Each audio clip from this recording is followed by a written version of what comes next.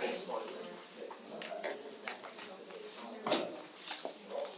ready? You ready? I'd like to call this meeting to order. Please stand and join us for the invocation and pledge. Ms. Clement will lead us in the invocation. Ms. Prowant will lead us in the pledge. Our Father, Who art in heaven, Hallowed be thy name. Thy kingdom come, thy will be done, on earth as it is in heaven. Give us this day our daily bread, and forgive us our trespasses, as we forgive those who trespass against us. And lead us not into temptation, but deliver us from evil. For thine is the kingdom, the power, and the glory forever. Amen. Pledge allegiance to the flag of the United States of America, and to the republic for which it stands, one nation, under God, indivisible, with liberty and justice for all.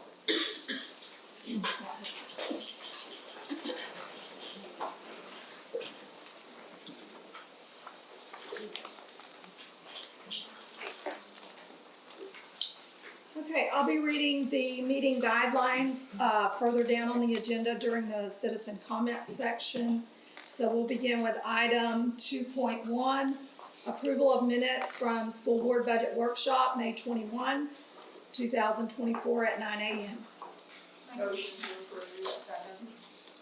Okay, we have a motion by Ms. Prowant, a second by Ms. Allen. Is there any discussion? All in favor? Aye. Any opposed? Motion carries. All right, now I'll ask for a motion to approve the minutes from School Board regular meeting, May 23rd, 2024 at 6 p.m. motion to approve. Have a motion from Ms. Clement, a second from Ms. Pierce. Is there any discussion? All in favor? Aye. Any opposed? Motion carries. All right, we're going to move to the public hearing section. Dr. Barfield? Yes, I would like to pull this from the agenda, please. Okay, so we will hold the public hearing for the second reading of the 24-25 Code of Conduct with proposed changes, hopefully at our next meeting. All right, we had some technical difficulties with that. All right, our next items are my favorites. We're going to start with recognitions. And we're going to begin with item 4.1, recognition of the Moorhaven Middle High School track students who attended state finals. Okay, is the coach here? Okay, so at this time, would Akila please come up? Akila Ling was, she placed 5th in the 200 meters. And Akila is what grade, Akila? 11th grade. So she will be with us again next year and hopefully bring home a state title. I know her dad is working very hard with her this summer to make sure she stays conditioned. So let's hear a big round of applause for her.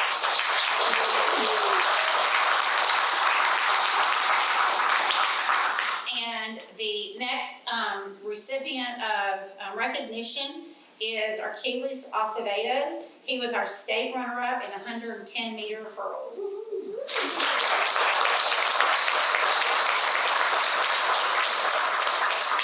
Mr. Brimble, you want to come up and that picture? All right. I wasn't going to ask you to come up and demonstrate your track ability. Congratulations. Great job, guys. Ready? It's like my belly ache and I still in fat. Then that means you have to put your chin up too.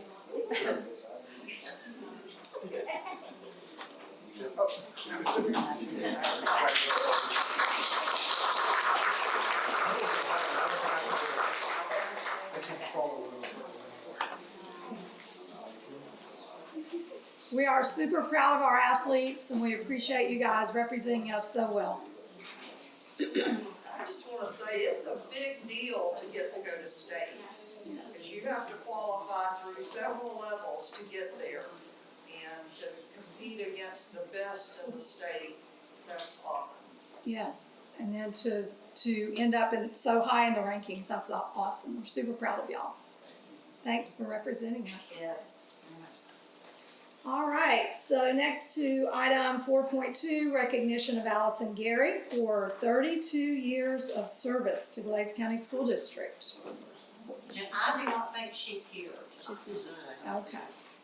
Okay, do we But- wanna say something or Well, have her come 32 back? years is a great accomplishment, and I know she has touched many lives, and I know a lot of times when we do these appreciation plaques, it's just a plaque, but I know for the recipients of it and the teacher, for the employee, it means a lot. So, I know that Ms. Gary is probably already enjoying her retirement, and I'm just, very thankful. I heard a lot of wonderful things from past students of hers, and, I'm just thankful that we were blessed to have her, a homegrown teacher in our district.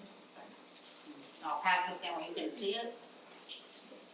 I will echo that. Ms. Gary has been a true asset to this district for many years. I think she didn't show up because she didn't want to cry. She's a little, she doesn't like a lot of She's my friend on attention, Facebook, so, and I got to read about Yeah. her comments. She started out as a para, she did. along with a group of Mhm, several mhm. paras who went on and got their degrees and became amazing teachers. Yes, that cohort, You want to show everything? really good. Sure. I hired 4 of them at West Glades Wow, the year that she started teaching.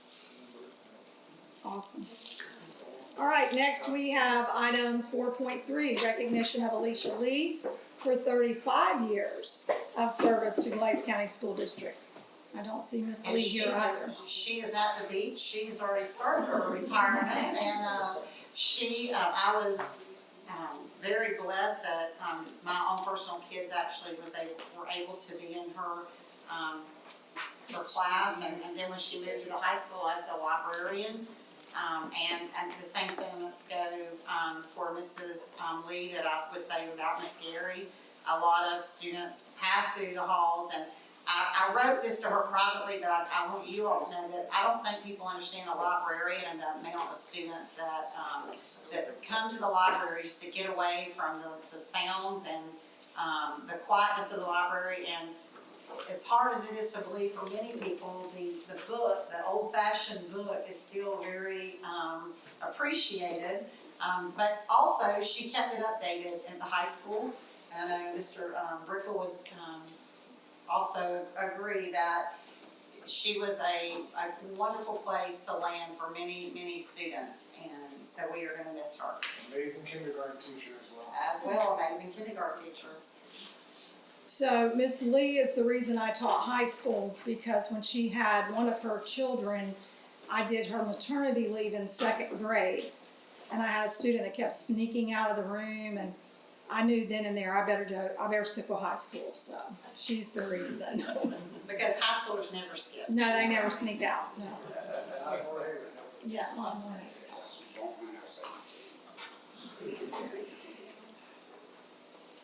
All right, we do appreciate the dedication of those employees, and that's significant, 35 and 32 years, that's amazing.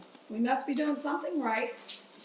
All right, we're gonna move to item 5.1, approval of the April 2024 financial reports and warrant register. And I see we do not have Carol with us.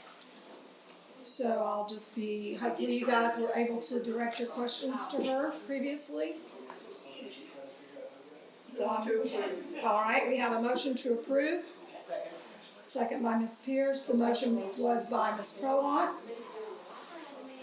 Is there any discussion? All in favor? Aye. Any opposed? Motion carries. Item 5.2, approve the May 2024 finance reports and warrant register. So moved. Have a motion by Ms. Pierce, Second. second by Ms. Allen. Any discussion? All in favor? Aye. Motion carries. We'll move to item 6.1, update on new elementary school, and I believe that will be Mr. Gressick.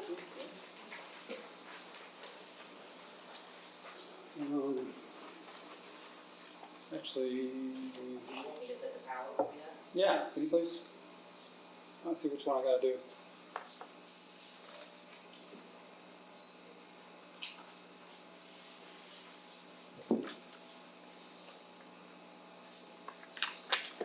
just a few updates. The first one is the budget. As far as the special facilities funding budget, if you remember, in fact, you have a copy in front of you, it was $52,840,000, and it's broken up in several different areas. We had a budget meeting earlier this week with the construction management company, the architect and the engineer. And as of right now, we are actually at or just under what our projected budget would be, which is fantastic. Perfect. Yeah, we're sitting well right now. So as far as the new school, that's where we are with that portion of it. Now, the budget you have in front of you also does include the new bus barn, the bus depot in Moorhaven. Also, it includes the renovation of the Ritchie building and the pre-K building that's going to be turned into district offices, and also includes the tearing down of the old school and the old portables and stuff like that. Charging station. That's up, and that's another part. That's part two. All right. I'll do that PowerPoint next. That's safety one. But because you also have maps on your desk as well. And the first one shows the Moorhaven bus depot and where it's planning to be going. If you happen to pass by the south side of the building right here, you'll notice that it is now flattened. That area is now flattened, and we are actually ready to bring in the bus chargers. The Highland Electric is now the next group that will bring those chargers in. If you remember, we received a $5.2 million grant for electric buses and for the chargers. So the chargers are actually in that budget, not in this special facilities funding budget. But one question was brought up by someone in the community. They said that they felt as though that we were going to be encroaching on the ball fields. When you look at the map, you'll see that we are going to be many feet away from the outfield fence on the northwest side of the ball fields. We will not be touching any of the ball fields. We're staying off that. So, also on the back part of that, you'll see that you have a map of Westglades. We just completed the expansion of the parking area for buses on the east side of the gymnasium. It's actually going to have 9 bus spaces. We actually have 7 electric buses that are going to be parked there, and we'll have 2 diesel buses. So by doing this expansion, we have room for all those buses. Before that, they were kind of stacked on top of each other. We actually had 3 buses that were there that were immovable. They had been for some time, and they were using them for parts. Mr. Boyles actually got those taken care of. They've been taken away. They've been scrapped. We received, I think it's $1,000 per bus for those buses, and they took them away for scrapping. Part of what they're doing also is they are giving us a certificate that they were scrapped and that they put a hole in the engine, because part of the grant says that the electric buses that we receive have to replace current buses that we have, and we must show that those buses are being taken off the road. Those diesel buses are being taken off the road. So we have to have proof that this was taken care of. In this case, we took 3 buses off the road that haven't been on the road for a couple of years that we're replacing. So it's been a pretty good deal. And if you remember, the 13 buses are all going to be electric buses with air conditioning. We thought that we were going to be receiving a couple of those electric buses earlier this week, but they kind of changed their mind. There are a couple that are ready. We had planned on parking them in our new parking area just north of the high school until our bus area was ready, but it may all kind of come together right now. And if you're wondering, you're thinking, okay, we are in a charging desert, or actually any kind of vehicle charging desert. I don't know of any chargers around here, but the buses will come down on a truck on a flatbed, and they will be fully charged when they get here. So if we did had to hold them in a compound for a short time, we would be able to move them to the charger very easily. So, all right. Any questions with the new school, new bus garages? Did we pin down the groundbreaking date? We're looking at August 6th still, right? Groundbreaking. And in talking to our construction manager, he seems to think we'll probably have some dust flying behind us when we actually do that. So that's a good thing. We're moving forward. Notice we have awnings out here. Very nice. Yes, and that's something Mr. Boyles did as well. We were going to have to take those awnings down because that is where the chargers were going to be located. And so what Mr. Boyles did is he got a company to actually cut them at the base and relocate them so they were right behind, or actually on the west side of the district office. Yeah, it's been very nice. It really helps a lot too because the sun beats down on the west side on those doors, and it really generates a lot of heat inside those rooms. And so it's going to, and the doors will swell so you can't open them up sometimes. And this has alleviated those problems. There was a time they actually leaked too. That is true too. Yeah. Okay. Then Mr. Russell, also, aren't we going to be taking the excess awnings to use at West Glades? No, that wasn't, I mean, we haven't decided, when you talk about excess awnings, there are the awnings that are currently on the south side right now, they're going to stay in place because that'll be a walkway to the new offices. Now, as far as the ones up front, we haven't made any decisions on what's going to happen with those. That's still another year and a half down the line, so we haven't made decisions. But what you're talking about is when the bus garage goes down, there's actually 3 standing metal buildings that are there, and we're planning on using at least one of those.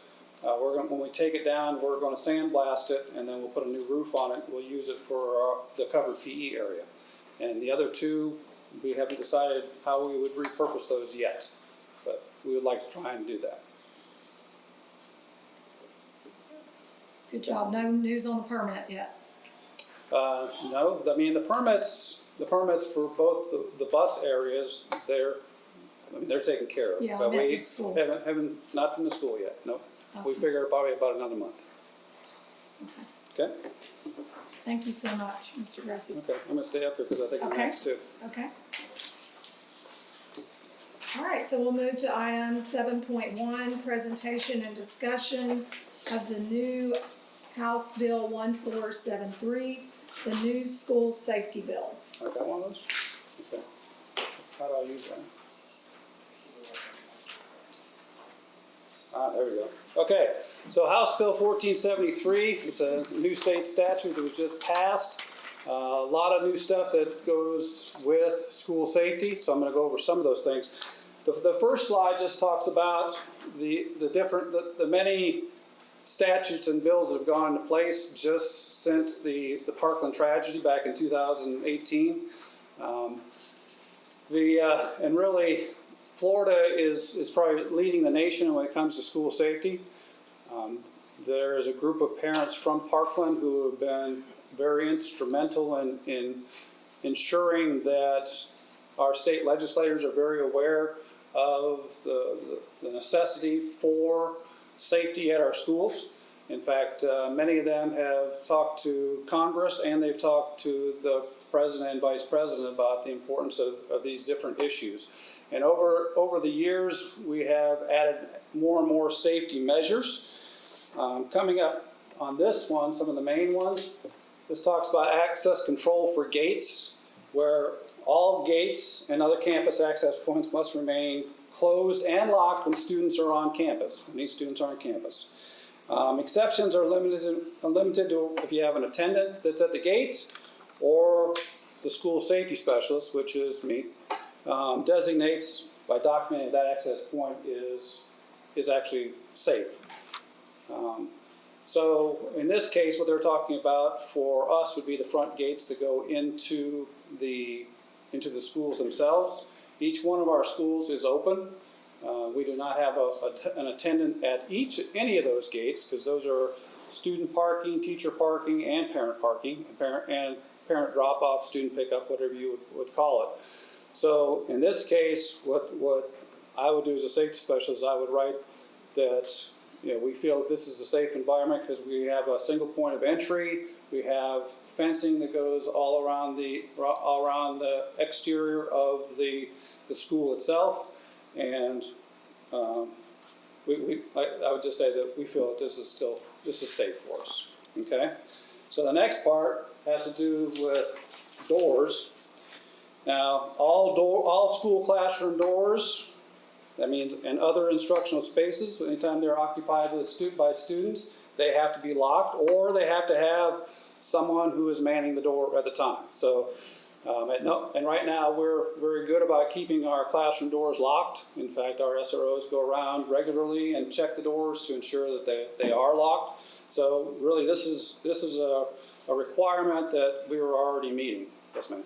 What about our media centers? And that is, if there are instructional spaces, then they must be locked. Yes, or manned. We haven't done that, have we, in the past? We have not done that in the past, no. That's gonna be difficult. And I'll explain a little bit what we're thinking about that. Okay. The other thing is all campus access doors, gates, and other building access points should remain closed and locked at all time. What that tells us is like the door at Spirit Hall that leads out to like the Ag building. That door has to be locked and manned at all times. That building is Building 8. Building 8 that goes into those classrooms itself has to be locked or manned at all times. Also going into Collegiate High School, going into the library, those areas, they have to be locked and manned at all times. Or as the school safety specialist, I can write a waiver and say why these should remain open. When I asked the Department of Education a question as to, so if I write a waiver and something were to happen, is that back on me? And the answer was you'd have to ask your legal counsel about that. And the answer probably would be I would be a part of that lawsuit. Okay.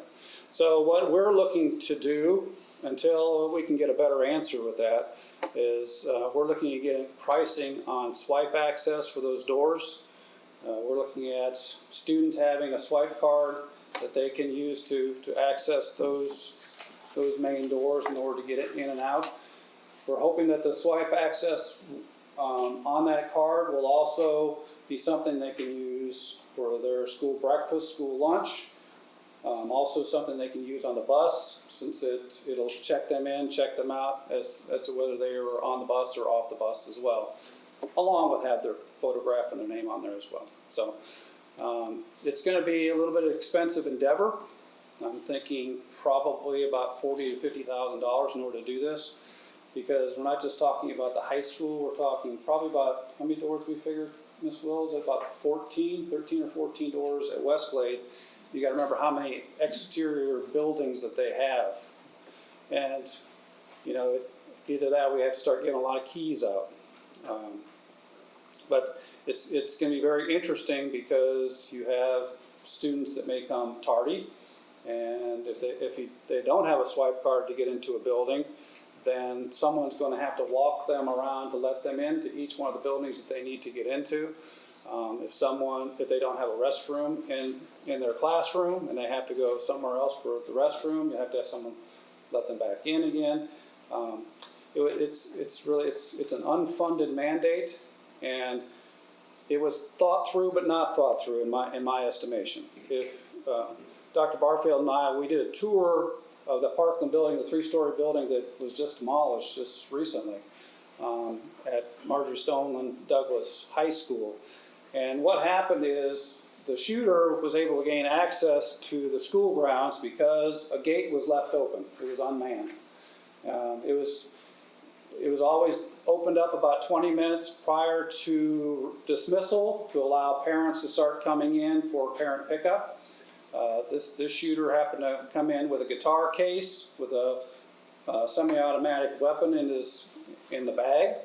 He was able to get into a 3-story classroom building because the exterior door is open, much like Westglades buildings are. They had several different buildings on the campus. All classroom doors were locked in that Parkland building. But what happened is, since the shooter had access to the building, the shooter shot through the windows, the small windows of the classroom doors at the students. And there were several students that were killed in the hallway of the first floor because all the doors were locked, including the restrooms, and they couldn't go anywhere. They were trapped. Now the students on the second floor, they heard the gunshots, and they were able to get it into their hard corners like they were supposed to, like we trained them to, I should say.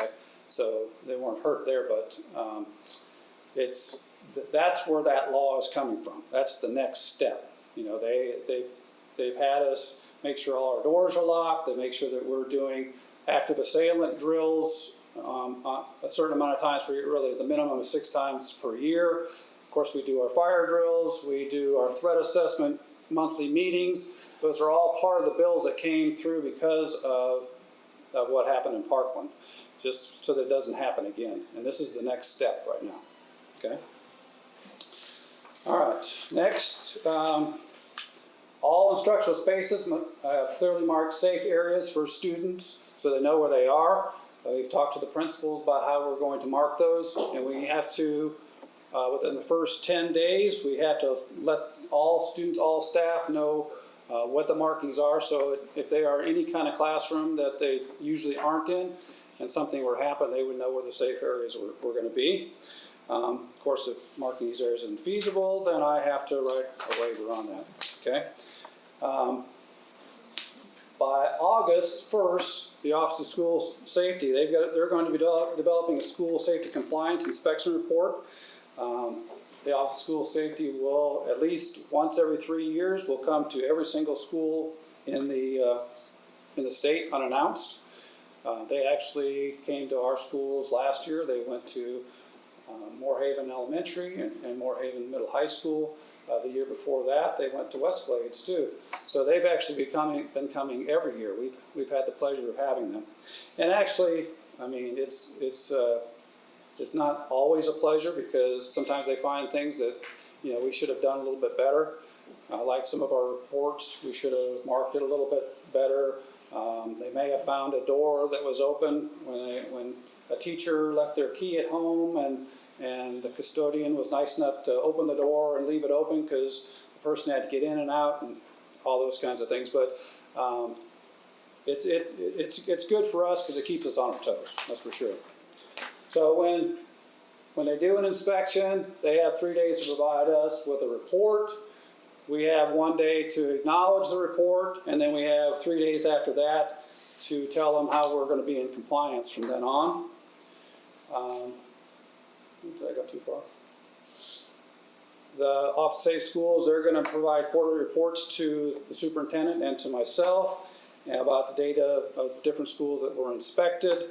And then what I do is I will report quarterly to the school board those reports, so you're aware of that too.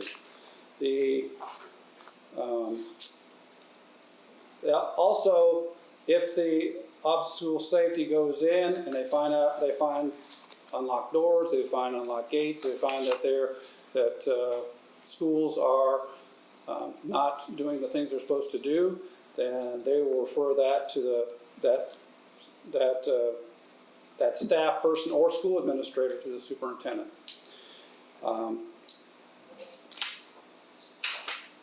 The next thing that comes up is one thing that we're going to be talking about is that each school board and charter school governing board must adopt a progressive discipline policy for personnel who knowingly violate school safety requirements. And that's something we're going to be working with Neola. That's going to be a state thing right now. They're very serious right now. If you got a teacher that keeps leaving their door open, that they're unlocked, or they're propping their doors open, maybe they're not in their classroom. I know you can't imagine that a teacher would ever leave the classroom with students in there by themselves, but I think it happens other places, okay? But that would never happen here, no. But this is a state statute that we're going to have a progressive discipline policy, and we need to follow that. And if we don't do that, actually the principal can actually lose their licensure, and the superintendent can actually lose their job, their position as well. They're very, very strict on this. And really, if a staff member continues through this progressive discipline, they could lose their teaching certificate. I think that's what the legislature wanted to do this session, was take it away, and Right. they backed off just, you Just a know, little. but that's what they wanted. If they left the door unlocked one time, they were gonna take their certificate. I think I talked about that. These are just some other things, like with our Guardian program that we're just starting off. It just says that now former law enforcement officers with current certification can serve as guardians. They've already gone through the training, so they wouldn't have to do that again. The Department of Education will provide the Florida Department of Law Enforcement reports collected about safe school officers that have been disciplined and dismissed. There are supposed to be agreements between the school board and the law enforcement agency, including responsibility for maintaining school resource officer training records. And before appointing a school guardian, district or charter school must contact the Florida Department of Law Enforcement and review any relevant information on that candidate. Within the first 5 days of school, we have to provide instruction on the use of Fortify Florida. Fortify Florida is our reporting system that any students or staff members can use. It's actually on all their laptops. If they see something, this is to say something, that they can report it. Once it gets reported, it automatically sends out a message to our resource officers and myself, and we start checking on that right away. It has become a misdemeanor if someone starts doing false reports, and we actually have signs up all over the school that talk about Fortify Florida, how to utilize Fortify Florida, and there's also a part of that says if you misuse that, then you can get in trouble for that. This is something new that came too. If there's a dual enrolled student who's been taken into custody, then the superintendent must notify the police chief or safety director of the post-secondary institution within 1 day. So if we have someone who is dual enrolled, we have to work with them, which only makes sense, I guess. This is a new one too, where you can't operate a drone over a school unless you have permission, and that's actually a felony to do that. So another thing that came through, this isn't 1473 anymore, but a couple things in the budget that were just signed. One thing, must have a school safety specialist. Each district has to have a school safety specialist, a mental health coordinator, and a threat management coordinator. There's a $1,000 bonus for school principals whose schools are found to be in full compliance with safety requirements. That means they've made sure that all their threat assessment meeting notes have been turned in, all their after action plans have been turned in, all their active assailant drills have been done, paperwork is done. If all those things happen, then it's a $1,000 bonus to the principal, which he probably should share with the assistant principal, I think, because the assistant principal usually is the one who's in charge of taking care of a lot of the safety stuff. But that's just my opinion, that's all. There's also money that's going to put aside now for the district threat management coordinator. We are actually a small district, as you would think, so there's $55,000 put in the budget towards the salary of our district threat management coordinator, and that would be Jay. Jay is our person who does that. So that helps put more money into our budget. So it kind of replaces what we're doing. So that's what I got for 1473. There's a lot of stuff there. I actually gave a cheat sheet to the principals earlier this year. Just they kind of start absorbing some of this, and we plan on discussing that again before school starts, so that we make sure that everything happens. I try and assist to let them, to remind them that, when reports are done, or if I haven't seen a copy of this, so that all those things are in place, because we have to actually keep files for the previous year and the current year of all documentation, all safety documentation, so that if the state does come in and they take a look at it, we can show that we have taken care of that. Did I forget anything? I don't think Does so. anybody have any questions? Yeah. Okay, thank you, Mr. Bassett. Sure thing. Okay. My computer decided to restart, so I'm gonna be old fashioned and work off the paper. All right, item number 8.1, approve proposed amendments to the agenda. We did have one, I believe. We do, so. Motion to approve. Okay. Motion by Ms. Prolant, second by Ms. Allen, to add item 12.1 as an amended agenda item. All right, we are now moving to, thank you. Is there any discussion? All in favor? Any opposed? Motion carries. Thank you, Ms. Clement. I'm freaked out because I can't pull it up over here. Okay, number 9, public comment on agenda items.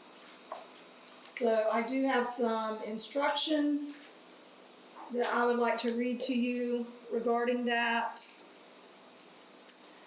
for our audience here. Citizen input is vital to the improvement of our school district. Most times, your remarks may be listened to without comment from the board members or superintendent upon the advice of our attorney. This does not mean it is listened to with any less intensity or concern. Where appropriate, this school board, superintendent, and staff will investigate your comments and report to you with an answer. We thank you for taking the time and having the concern to make our district better. Comments should be limited to 3 minutes. All speakers should have submitted a completed comment card before this segment and given to Carla Shearer. Speakers will be called in the order received. Each speaker will state their full name and shall confine their remarks to the business of the school board. Each speaker will have up to 3 minutes. A timer will signal when 1 minute remains, and please conclude promptly when the timer ends.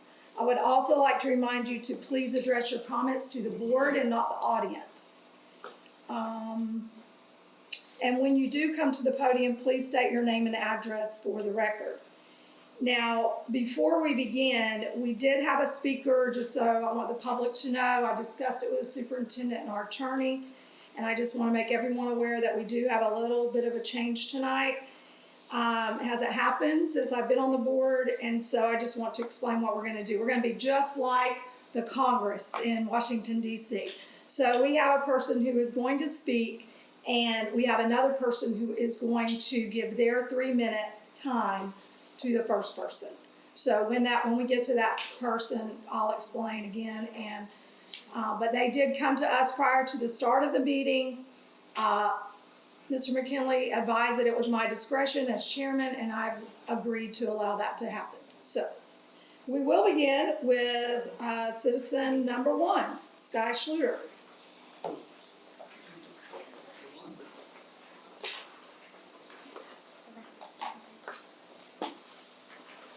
All Mr. right. McKinley, will you do the time for us? Thank you. My name is Sky Schluter. I'll do my address right. Please. Okay. 499 Avenue L, Southwest Moorhaven. I promise to keep it as short as I can. I've given each of you a copy of 2 letters that I wrote regarding the situation that I'm addressing, which is agenda item 11.12, the transportation bills for MHS athletics. One is from a general perspective and the other is my personal opinion. There has been a copy emailed to each of you as well. On June 12, 2024, I received an email regarding transportation bills for the 2023-2024 school year. These bills are to be paid by June 30th, 2024. For the 2 academic organizations that I sponsor, the total is just over $2,000. When I found out that the transportation bills for athletics were planning on being forgiven, I was immediately upset. To me, this felt like the district choosing to favor athletics over academics. After taking some time to decompress, I felt it was important to share my concerns. I reached out to Mr. Boyles that night. Even after speaking with Mr. Boyles, I cannot understand the logic in forgiving transportation for one side and not the other. Not all students are athletically inclined, and they should not be punished for that. Clubs and classes absolutely do fundraise to achieve everything that they put their minds to. I don't see a difference in my FBLA students competing at state and volleyball attending an away game. I don't want to go on forever, so I'm going to end this with a quote from the cybersecurity conference I attended last weekend. Talent is universal, but opportunity is not. We should be giving every child the opportunity to be great at their talent. And that is all I have. Thank you, Ms. Shalita. Madam Chairman, is it too late to fill out a comment card? You can fill one out and probably we'll have time at the end. Okay. But if you'll go ahead and fill it out, so we have a couple more speakers, you'll have time. All right, so Ms. Harris is our next speaker, and so she will be given 6 minutes, Mr. McKinley. We have a card for her, and we have one for Mr. Harris, and he's giving her his 3 minutes. So just so you guys know why she gets more time. And this is unprecedented, but I felt like it was appropriate because this is an important matter, and we want to hear. All right, so my name is Janet Harris. I live here in Moorhaven, 1444 Saddle Lane. And I'm here tonight to address the board regarding action item 11.14, which is the authorization for legal measures to be taken to recover funds. And this really goes back to the Auditor General's operation audit from March of 2022. In this audit, the first thing that sticks out to me is that the audit has recommendations, not requirements. The bulleted item is to recover the funds is a recommendation, not a requirement. I ask you as a board, how much time and money has already gone into this process? How much have you already paid in attorney's fees? Look at the time you are using at each of these board meetings. Look at the time and work your staff is having to put into this to recover only $70,000 total from 6 people. In the end, you will end up spending more money to recover that $70,000. Is this really being a good steward of taxpayer funds? You as leaders in the community and school district have the opportunity to show that you value work and dedication, that you value hard work and dedication. Every person on the list was and still are dedicated to students and staff. Every person on the list put in more hours than they were paid. They didn't do that for themselves. It was to benefit the school district, the students, and the staff. Teachers and administrators in Glades County do not earn the equivalent of their counterparts in other districts. In fact, it is a known fact of working in a small district, we all knew this, but still stayed to work here because it was what we wanted to do. So it seems incomprehensible to me to take legal action against people that were hardworking and dedicated to this district, willing to work for less pay than their counterparts in other districts, and at no fault of their own may have been overcompensated. Is that the message you want to send to your current employees, to the people in the community? So you may say, hey, you didn't earn that money. I counter that every one of us can explain to you the extra hours, the weekends worked to complete reports, paperwork needed to send to FDOE, prepare for board meetings, working on budgets, or working for meetings with schools. Working those extra hours and days took time away from family, and all the benefits went to the district. We can all give examples of ways we work to save the district money. I can tell you that I myself saved the district $80,000 during my first year and a half as a director. The person that was my counterpart left 3 months into the position. As a result, I picked up her workload, no replacement was hired. The position was not advertised to find a replacement.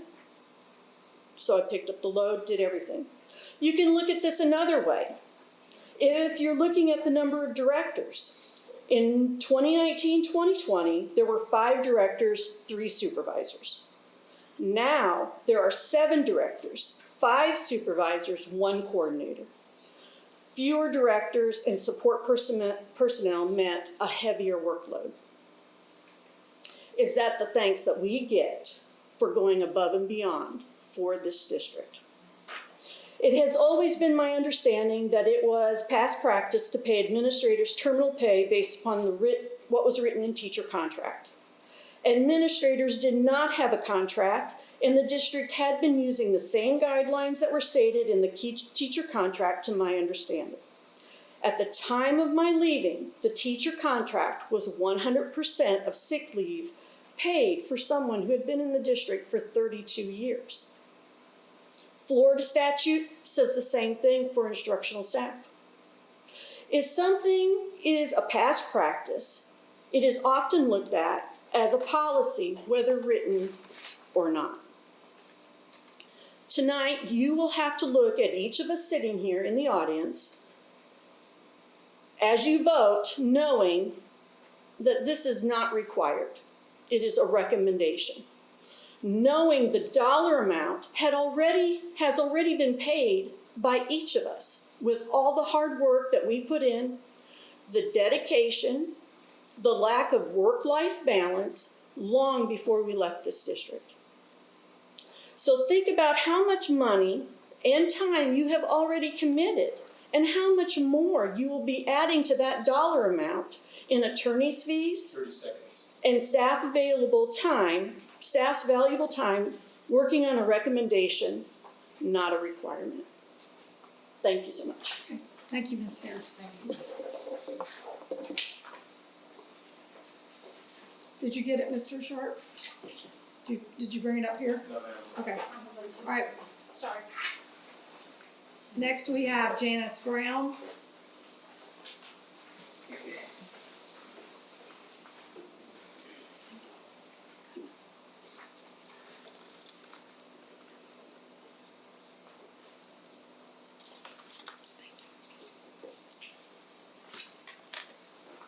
Good evening. I want to address the same issue tonight. Terminal pay refers to the value of unused sick leave days. Sick leave is provided to teachers and other employees at a rate of 6 days per year. If unused, those numbers build up and the value of those days is to be paid to the employee upon their departure from the district. The issue in question here is the rate at which they were paid, either 50% or 100%. The fact that these employees had accumulated a significant number of unused sick days speaks highly of their commitment to their jobs. It would be very appealing to call in sick the morning after arriving home at 1 a.m. from a soccer game in Bradenton, but that teacher would never consider doing that because her students needed her. You board members are being told that this select group of former employees, all of whom left the district in the 2020-2021 time frame, were incorrectly paid at 100% of the unused days' values. The employees feel that their pay was calculated correctly, and here's the reason why. 3 documents govern this issue: the Florida statute, specifically 1012.61, the school board policy, and the collective bargaining agreement between the school board and the Glades County Teachers Association. The law, Florida statute 1012.61, places the value at 100% after the 13th year of service. At some point around 2015, the board's policy language changed to that rate to 50%. However, the change in the board policy, the collective bargaining agreement, supersedes that policy. Collective bargaining language matches the statute language word for word. Contrary to what you've been told, the law, that statute, did not change and has not changed for over 20 years. Therefore, these employees were paid correctly just as other employees, non-instructional, instructional like myself, administrators like Ms. Prolant, were paid in the past. I understand that this was initiated as an audit finding, but even auditors can misinterpret or make mistakes. I want you to understand clearly that the collective bargaining agreement supersedes the board policy. Thank you. Thank you, Ms. Brown. All right, number 5, Ms. Langdale, Belinda Langdale.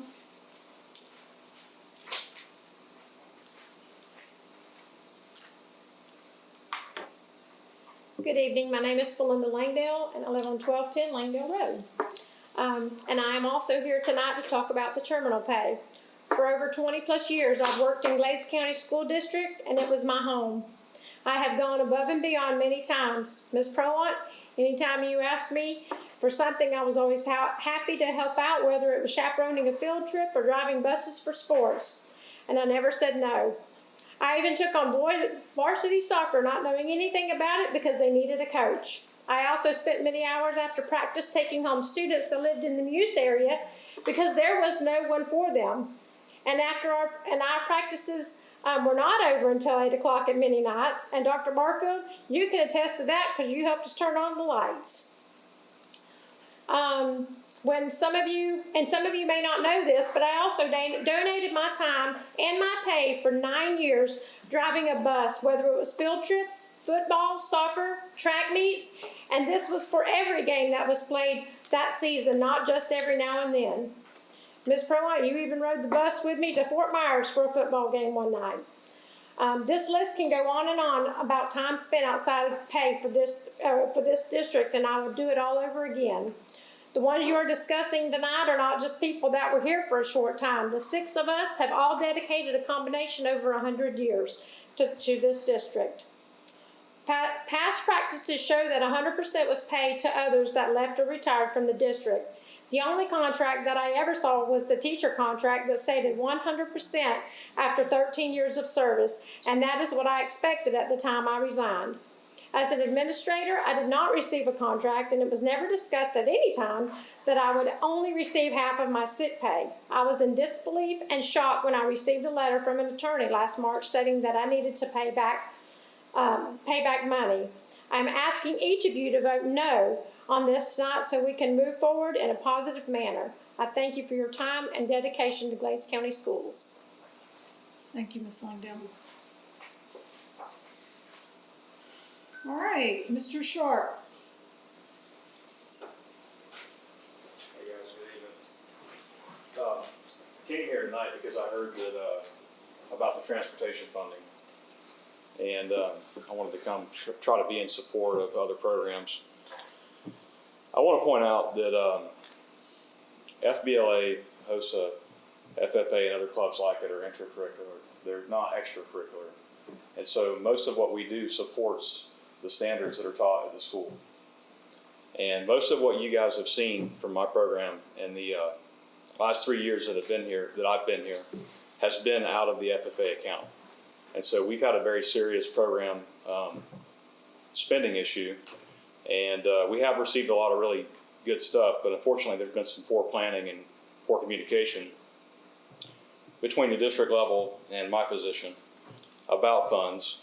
And it's been very hard to keep those people accountable because there's a high turnover rate and also because of the miscommunication. So anything that you guys can do to help these programs that boost the school would be greatly appreciated. And the last thing I want to end on is this. I never asked for any of that money that many of the district reps came to me about. It was either money that I was supposed to spend or special opportunities like ESSER funds, Title IV funding, many things that we really needed to run our program. And when we did receive those funds, I found an alternate route that I could take to earn money for my program, and that was through industry certifications. And that was very exciting because for every student that I passed an industry cert on, I could receive $50 for myself, but more importantly, I could receive $400 per student that passed. That money's in arrears, and I understand that, and I know how that works, so it's granted 1 year after the day that you complete it. What really bothers me is that for 3 years now, that has not even been filed with the state. So basically what's happening at the school in the school district is we're receiving those accreditation points for the school, and then we're not following up on it anymore after that.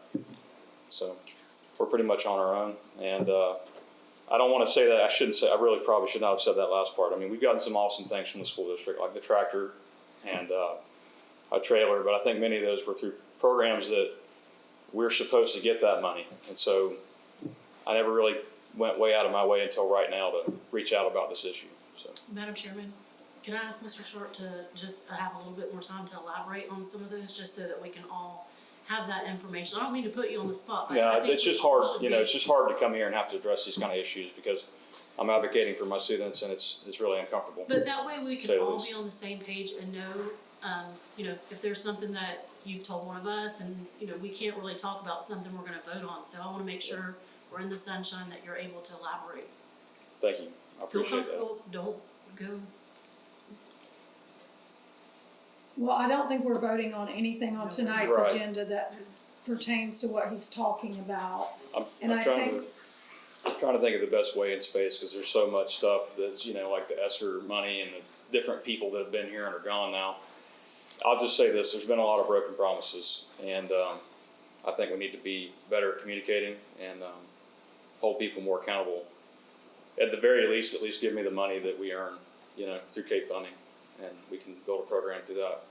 Okay, well, we're gonna turn that over to Dr. Barfield and we're gonna let her look into that and we'll ask her to get back to you with an answer on where your funding is for the students who passed your certification exams, correct? That's your main concern? Yes, ma'am.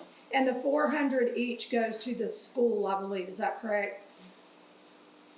What I know is kind of through people and workshops that I've been to, but as far as I understand, yes. Okay, so the teacher does get a bonus for every student that passes, and then the school gets some bonus money. Right. And we get points on our school grade as well. Okay, We've been getting the points in the school grade. okay, all right. Dr. Barfield, would you please check into that and get back to Mr. Sharp and us, maybe at the Actually, next meeting? I'm gonna let Ms. Ming address it. Okay. She'll address it at the next school board meeting. So if Okay. you'd like to come back, Mr. Sharp, then you can. Thank you. Thank you, appreciate it. All right, I don't see any more comment cards. All right, thank you, Ms. Shearer. All right, now we're gonna move on to the consent agenda. Now, we talked about removing some items down to the action agenda. It looks like the ones that I was aware of have already been moved. Are there any school board members that would like to move any items that are still remaining on the consent agenda down to the action agenda so that we can discuss them individually? Move to approve the consent agenda. All right, so we have a motion to approve the consent agenda by Ms. Prolant, a second by Ms. Allen. Any discussion? All in favor? Any opposed? Motion carries. All right, so now we'll move to the action agenda, item 11.1. Approval of archive social agreement renewal. Dr. Barfield, when we talked, you said you were gonna have some directors come up and talk to us about these agreements. Is Yes, that correct? at this time I would like for Mr. Boyles to please come up and, as well as, let's see. If we get to one of the, items and it is your contract, if you would please, come up and address the board. All right, so Mr. Boyles is gonna, talk to us before we vote about this archive social agreement renewal, what it is and why we're renewing. Or Lindsay, do you? Yeah, I don't have any idea about that. Wrong Mr. person. Boyles Make is something like, up. They was looking at me and I At was least it was like, we had dedicated, this conversation. All right, we'll go to Lindsay All right. Boyles. Tell us what this is, Lindsay, and why we need to do it. Basically, Archive Social is a backup of all the district's social media accounts, like all of the Facebook pages. I know we had a situation where we needed to go back and kind of pull posts and things like that, and it provides us an easy way to export it because in Facebook it's a little messy. It just makes tracking easier. Okay, so are Facebook posts subject to public records requests? Okay. Yeah. So it would help with that? Yeah. And this is something that you think we really need to have? Yes. Okay. So the, agenda item says renewal, so this is something we already have. and Yes. we're renewing. Whitney and I worked on implementing this last year, so this is just the renewal for it. And what's the cost for it? $7,534. Thank you. All right, does anyone have any questions for Lindsay? I'm looking for a motion. Make a motion to approve. Second. All right, we have a motion by Ms. Allen, a second by Ms. Pierce. Any discussion? All in favor? Aye. Any opposed? Motion carries. Thank you. All right, we'll move to item 11.2, approval of branching minds proposal. Is that you? Yeah, that's, Okay. Branching Minds is it's basically a platform for housing requirements, statutory requirements for DOE, MTSS, tracking, student interventions. I know there's a couple people in the audience that's been wanting a system in place for years, and this gives us that system. For example, if I have a student that is a first grader, I can input information into Branching Minds about strategies that I've used with that student, interventions that we have used, and it goes along historically with that student, and we can track them. Now, we have obligations for meeting with parents annually. We have initial meetings that we have with parents, and this is a way of getting all that data together in one easy platform. So what it does is it takes information from Skyward on attendance, it takes discipline information, it takes testing information, and puts it all in one data piece, if you will, easy to retrieve. So it makes the process a lot easier. And Skyward couldn't do that? No, Skyward is, if you think of Skyward, it's basically like having a kitchen with everything in it, but not having a meal prepared. You have to go in there and select what you want to make the meal. That's the biggest problem with Skyward. Skyward doesn't really produce anything with expertise. That's just my opinion. All right, and it is grant funded. Yes, this is grant funded. Right. It's not something that we've had before, it's a new thing, right? Actually, we have Branching Minds currently. This would be, the This is a renewal. renewal. Is that just for students or students and staff as well? It's for teachers and MTSS intervention specialists that we have. Yeah, it can be used by ESE teachers, about anybody, guidance counselors, anyone that's interested in getting a snapshot of a student. This is where you would want to go. The purchase is for 1,500 units. Yeah, 1,500 students, yes. Okay. Yeah. All right, any other questions of Mr. Boyles? Do we have a motion to approve? So moved. Second. So we have a motion by Ms. Pierce, second by Ms. Clement. Any discussion? All in favor? Aye. Any opposed? Motion carries.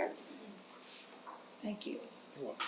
Item 11.3. I see you're staying put. Approval of proposal from Costa Floor Tech LLC to strip and wax floors at Moorhaven Elementary and West Glades. This is a local company. Actually, we did get a quote. Stanley Steamer was at the high school Monday, I believe, and at Moorhaven today or yesterday. And they cleaned the carpets. The reason we went with Stanley Steamer is because it was the best for our money. We got it done at the best price. They did it. They could do it easily. Now, they did give us an estimate on these two floors. It was $25,000. So yes. So you compare $25,000 with, I'm going to put my glasses on, I think it's $5,800. 5,000, Yeah. but that's Yeah, my yeah. question is, what's the difference? Yeah, the difference is you're paying a lot for the name, and I'm just telling you straight up. When you pay, you don't only pay for the name, but you're paying for the process. Okay, with Stanley Steamer, before they would completely strip the entire floor, so get it down to the bare, and then they would prep it, redo it. You're talking about something that you would probably want to do every 10 years, but they're going to do it every time. This basically is what we had done last year with the same company. They did the flooring at West Glades and also Moorhaven Elementary.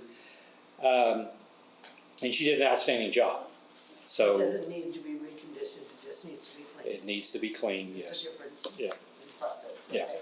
So no need to spend 25,000 when we can spend 58. It's not a conflict of interest or anything with the person, is it? No, because she's a limited liability corporation, she's incorporated. If not, it would be a conflict of interest, I just seen that, I was like, whoa. yeah. So is Well, that when one of we're our looking at- employees then? Is that what you mean? She is an employee, she works as a bus driver and she also works as a cafeteria worker. But she has her own business. She has her own business, licensed, insured. And she put in a bid, She put a quote in just like everyone, yeah. and she had the lowest bid. Yeah, Were you happy with the work last year? My custodians, who are all awesome, said that woman's a beast. That's what they said. She'll be singing the whole time. She did it by herself. And yeah, she does it by herself, And she does it after hours, like in the yeah. And she loves the kids in our school, loves the kids. She put some love in that wax. She does. Well, this is a prime case, or I guess example, that the first place we should look is local around us. Other places may have the ability to do it, but people around here need to do it. So we need to look local first. If we can't find it locally, then yes, we can reach out to other areas. I like that philosophy, good. All right, is there any other questions? I'll make a motion to approve. I do wanna add to Ms. Clement, conflict of interest, can you guys hear me? Yes, ma'am, go ahead. Okay, Ms. Clement had asked a question about the conflict of interest. I just wanted to point out that one thing that we look for is that it's something different, that it's their regular job duties and assignments. Okay. Thank you, Dawn. So in your opinion, would not be a conflict? Correct. Okay. There was just another issue that was a conflict, I wanna make sure didn't enter. Okay. Mr. McKinley, do you have any comment on that before we? No, Okay. not at this time. Okay. Thank you, Madam Chairman. Did we have a motion already on this? I believe we did. Yes. It was you, Ms. Pierce, or Ms. Allen, second by Ms. Pierce. Okay, so we have a motion and a second. Any other discussion? All in favor? Aye. Any opposed? Motion carries. Thank you. 11.4, approval of planned service agreement with Johnson Controls, Bus Barn. Yeah, we're gonna pull that. All right. We'll be pulling item 11.4. And we will move to item 11.5, approve annual fees for Florida School Labor Relations Service, FSLRS, and Florida Educational Negotiators, FEN, for 2023-24. Do we have anybody to talk about that, or do we just need a motion on this one, Dr. Barfield? I move to approve.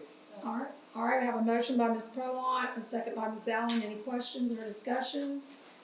All in favor? Aye. Any opposed? Motion carries. Item 11.6, approval of software support and hosting agreement between Staff As Services, DBA, EasyRouting.com for bus routing. Yeah, I'm very excited about this because this software is amazing, because what it's going to do is it's going to allow us to automatically do our routing system for us. And what I'm talking about is bus routing. Currently, right now, what we do, we spend probably 2 weeks at the beginning of the year before school starts in getting the routes all laid out based on students' addresses and so forth. That's done manually. Okay, it's Roberta Moore is doing it now with Angie White Banda. They work on those routes. This program automatically will do it. It will take the information from Skyward, like you're saying, and it will take their address, and it will find the closest stop to their address, to their address. And it will populate the route for us. Now you're thinking, well, that's not that big of a deal. Roberta and Angie could still do that.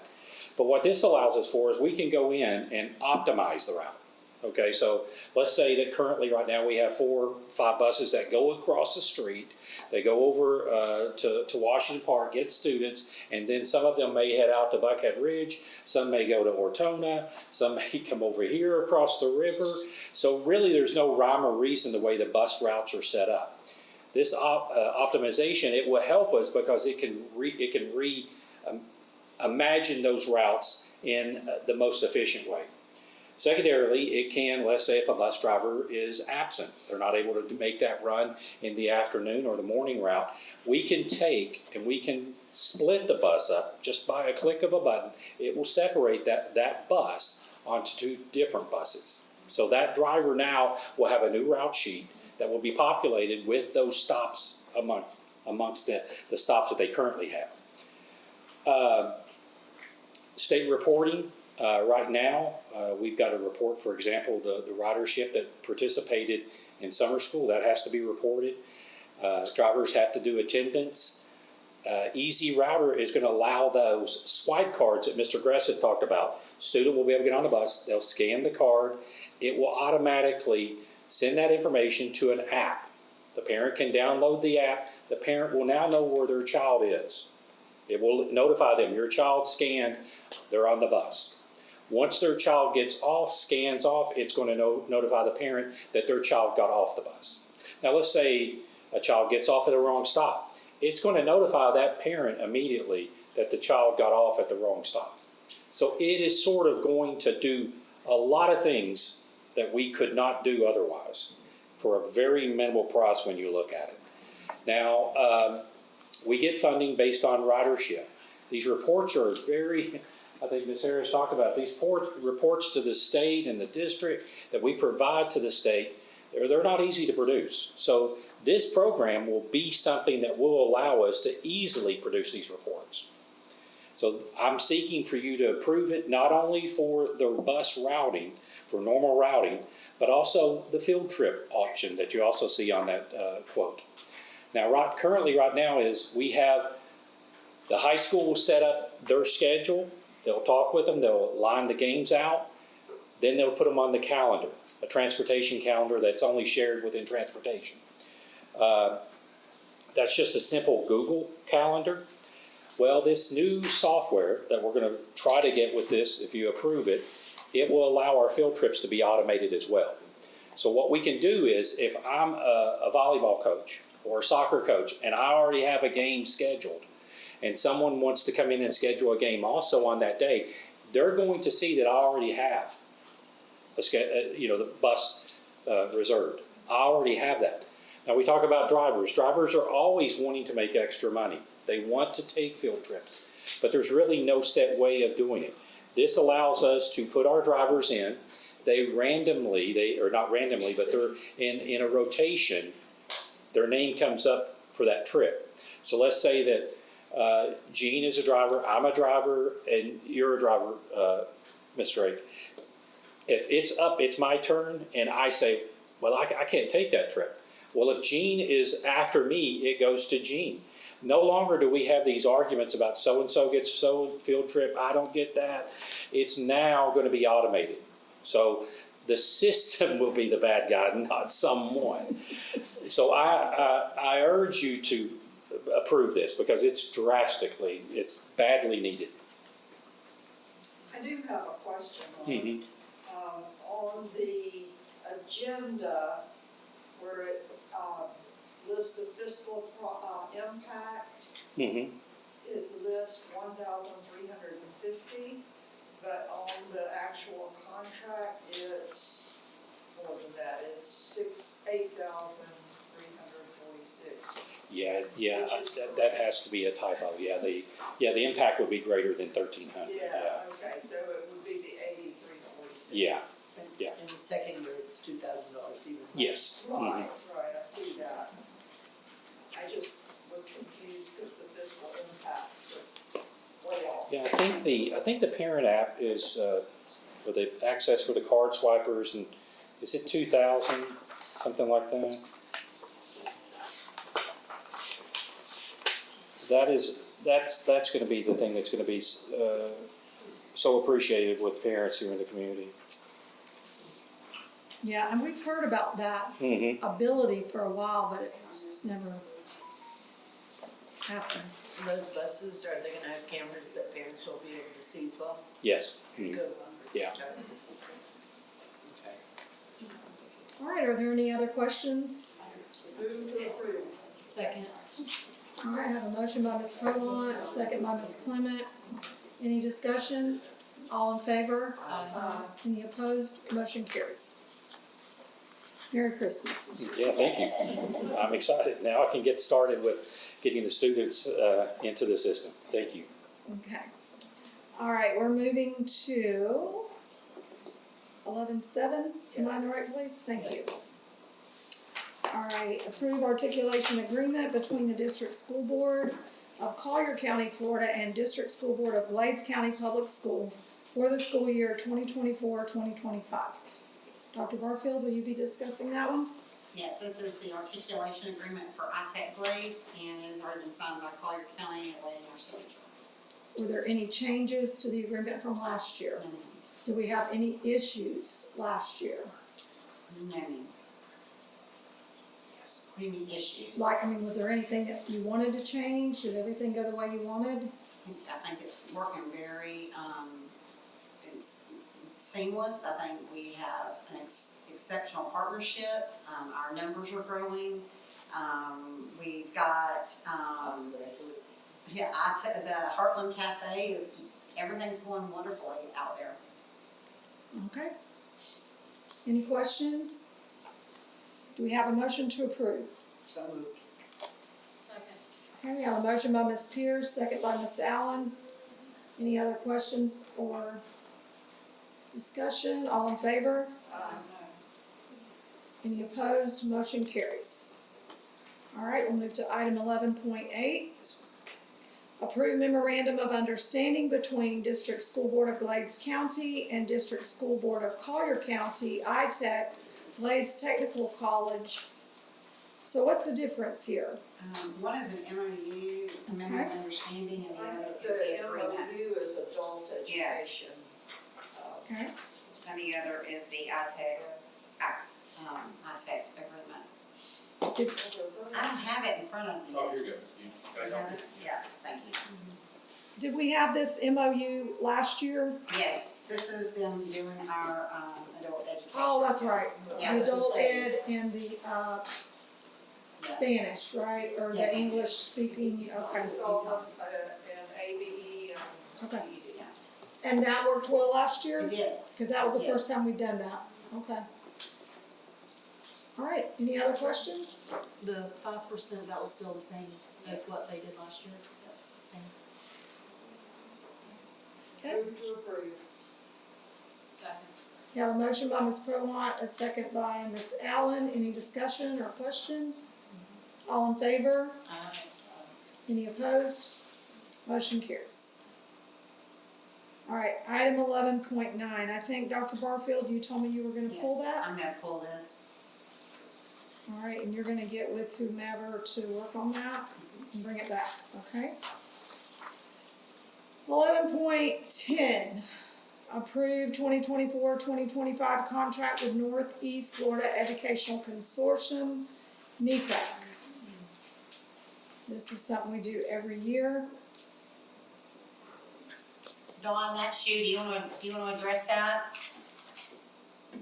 Yes, Ms. Drake, something we do annually. We have a contract with NEFAC. They bill us based on FTE. We have a membership with them.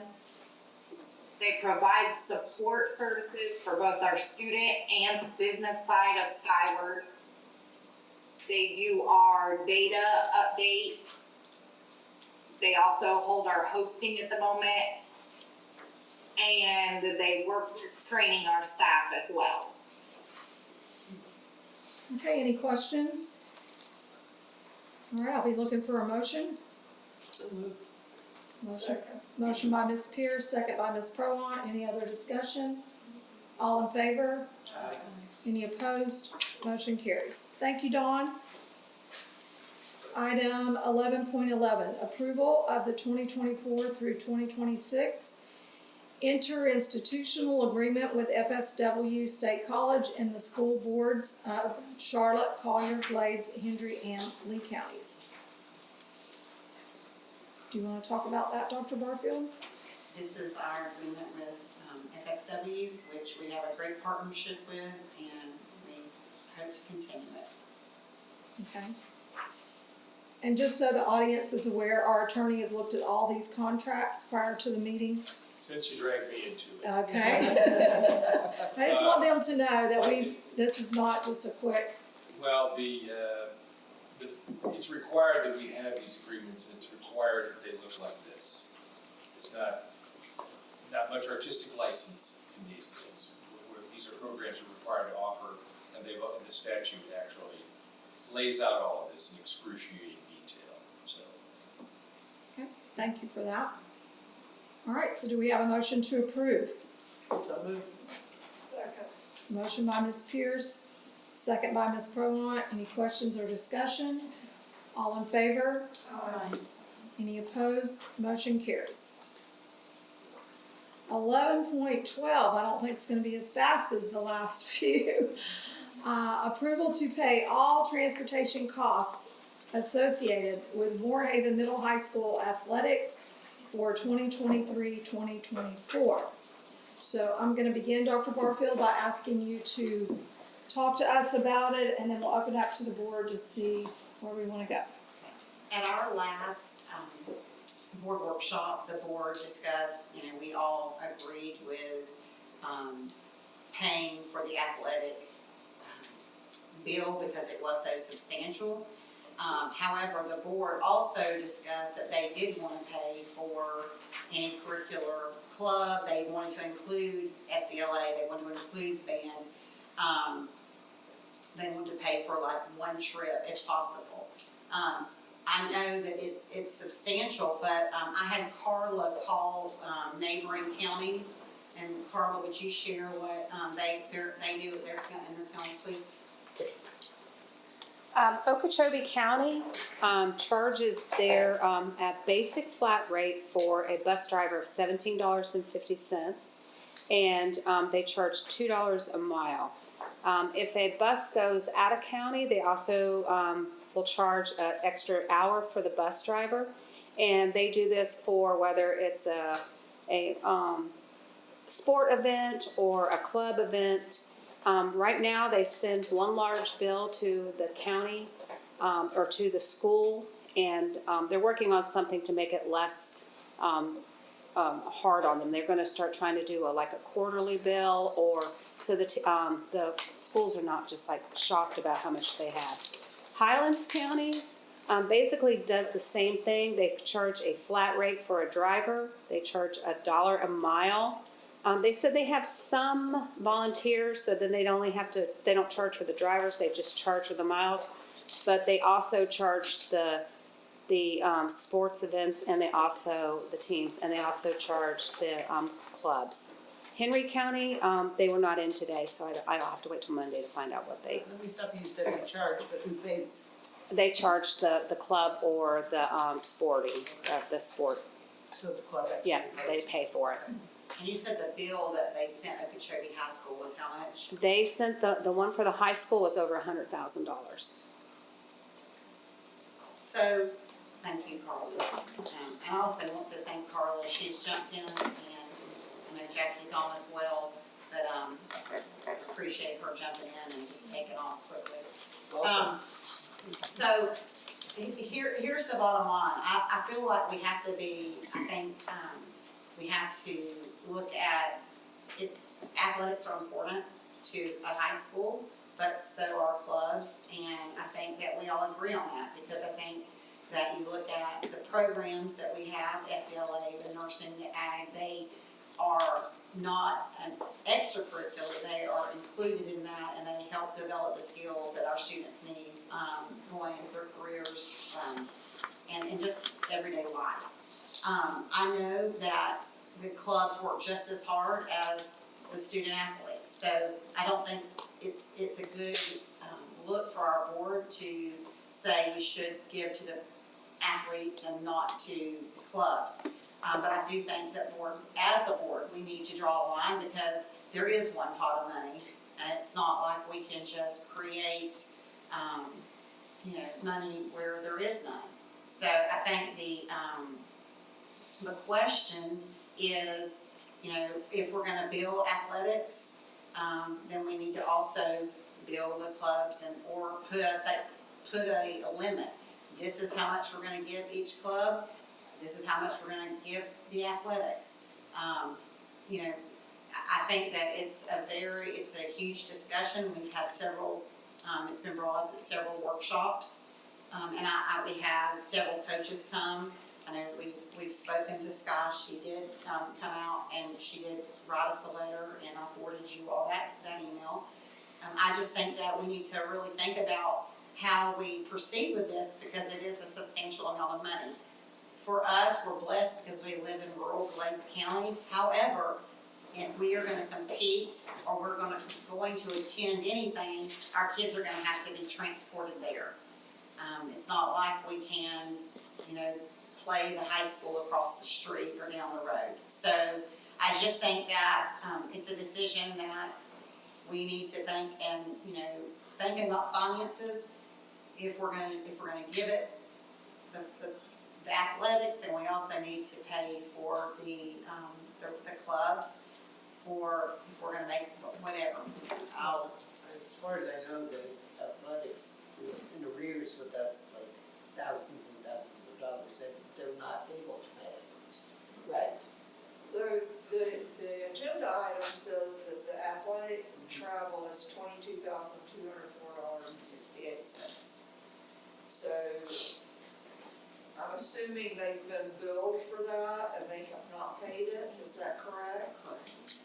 And likewise, FBLA, FFA. Not to speak out of turn, the academic bill that we received on June 12th was just over $8,000. It's like $8,300 for all of the groups that owed money. For what?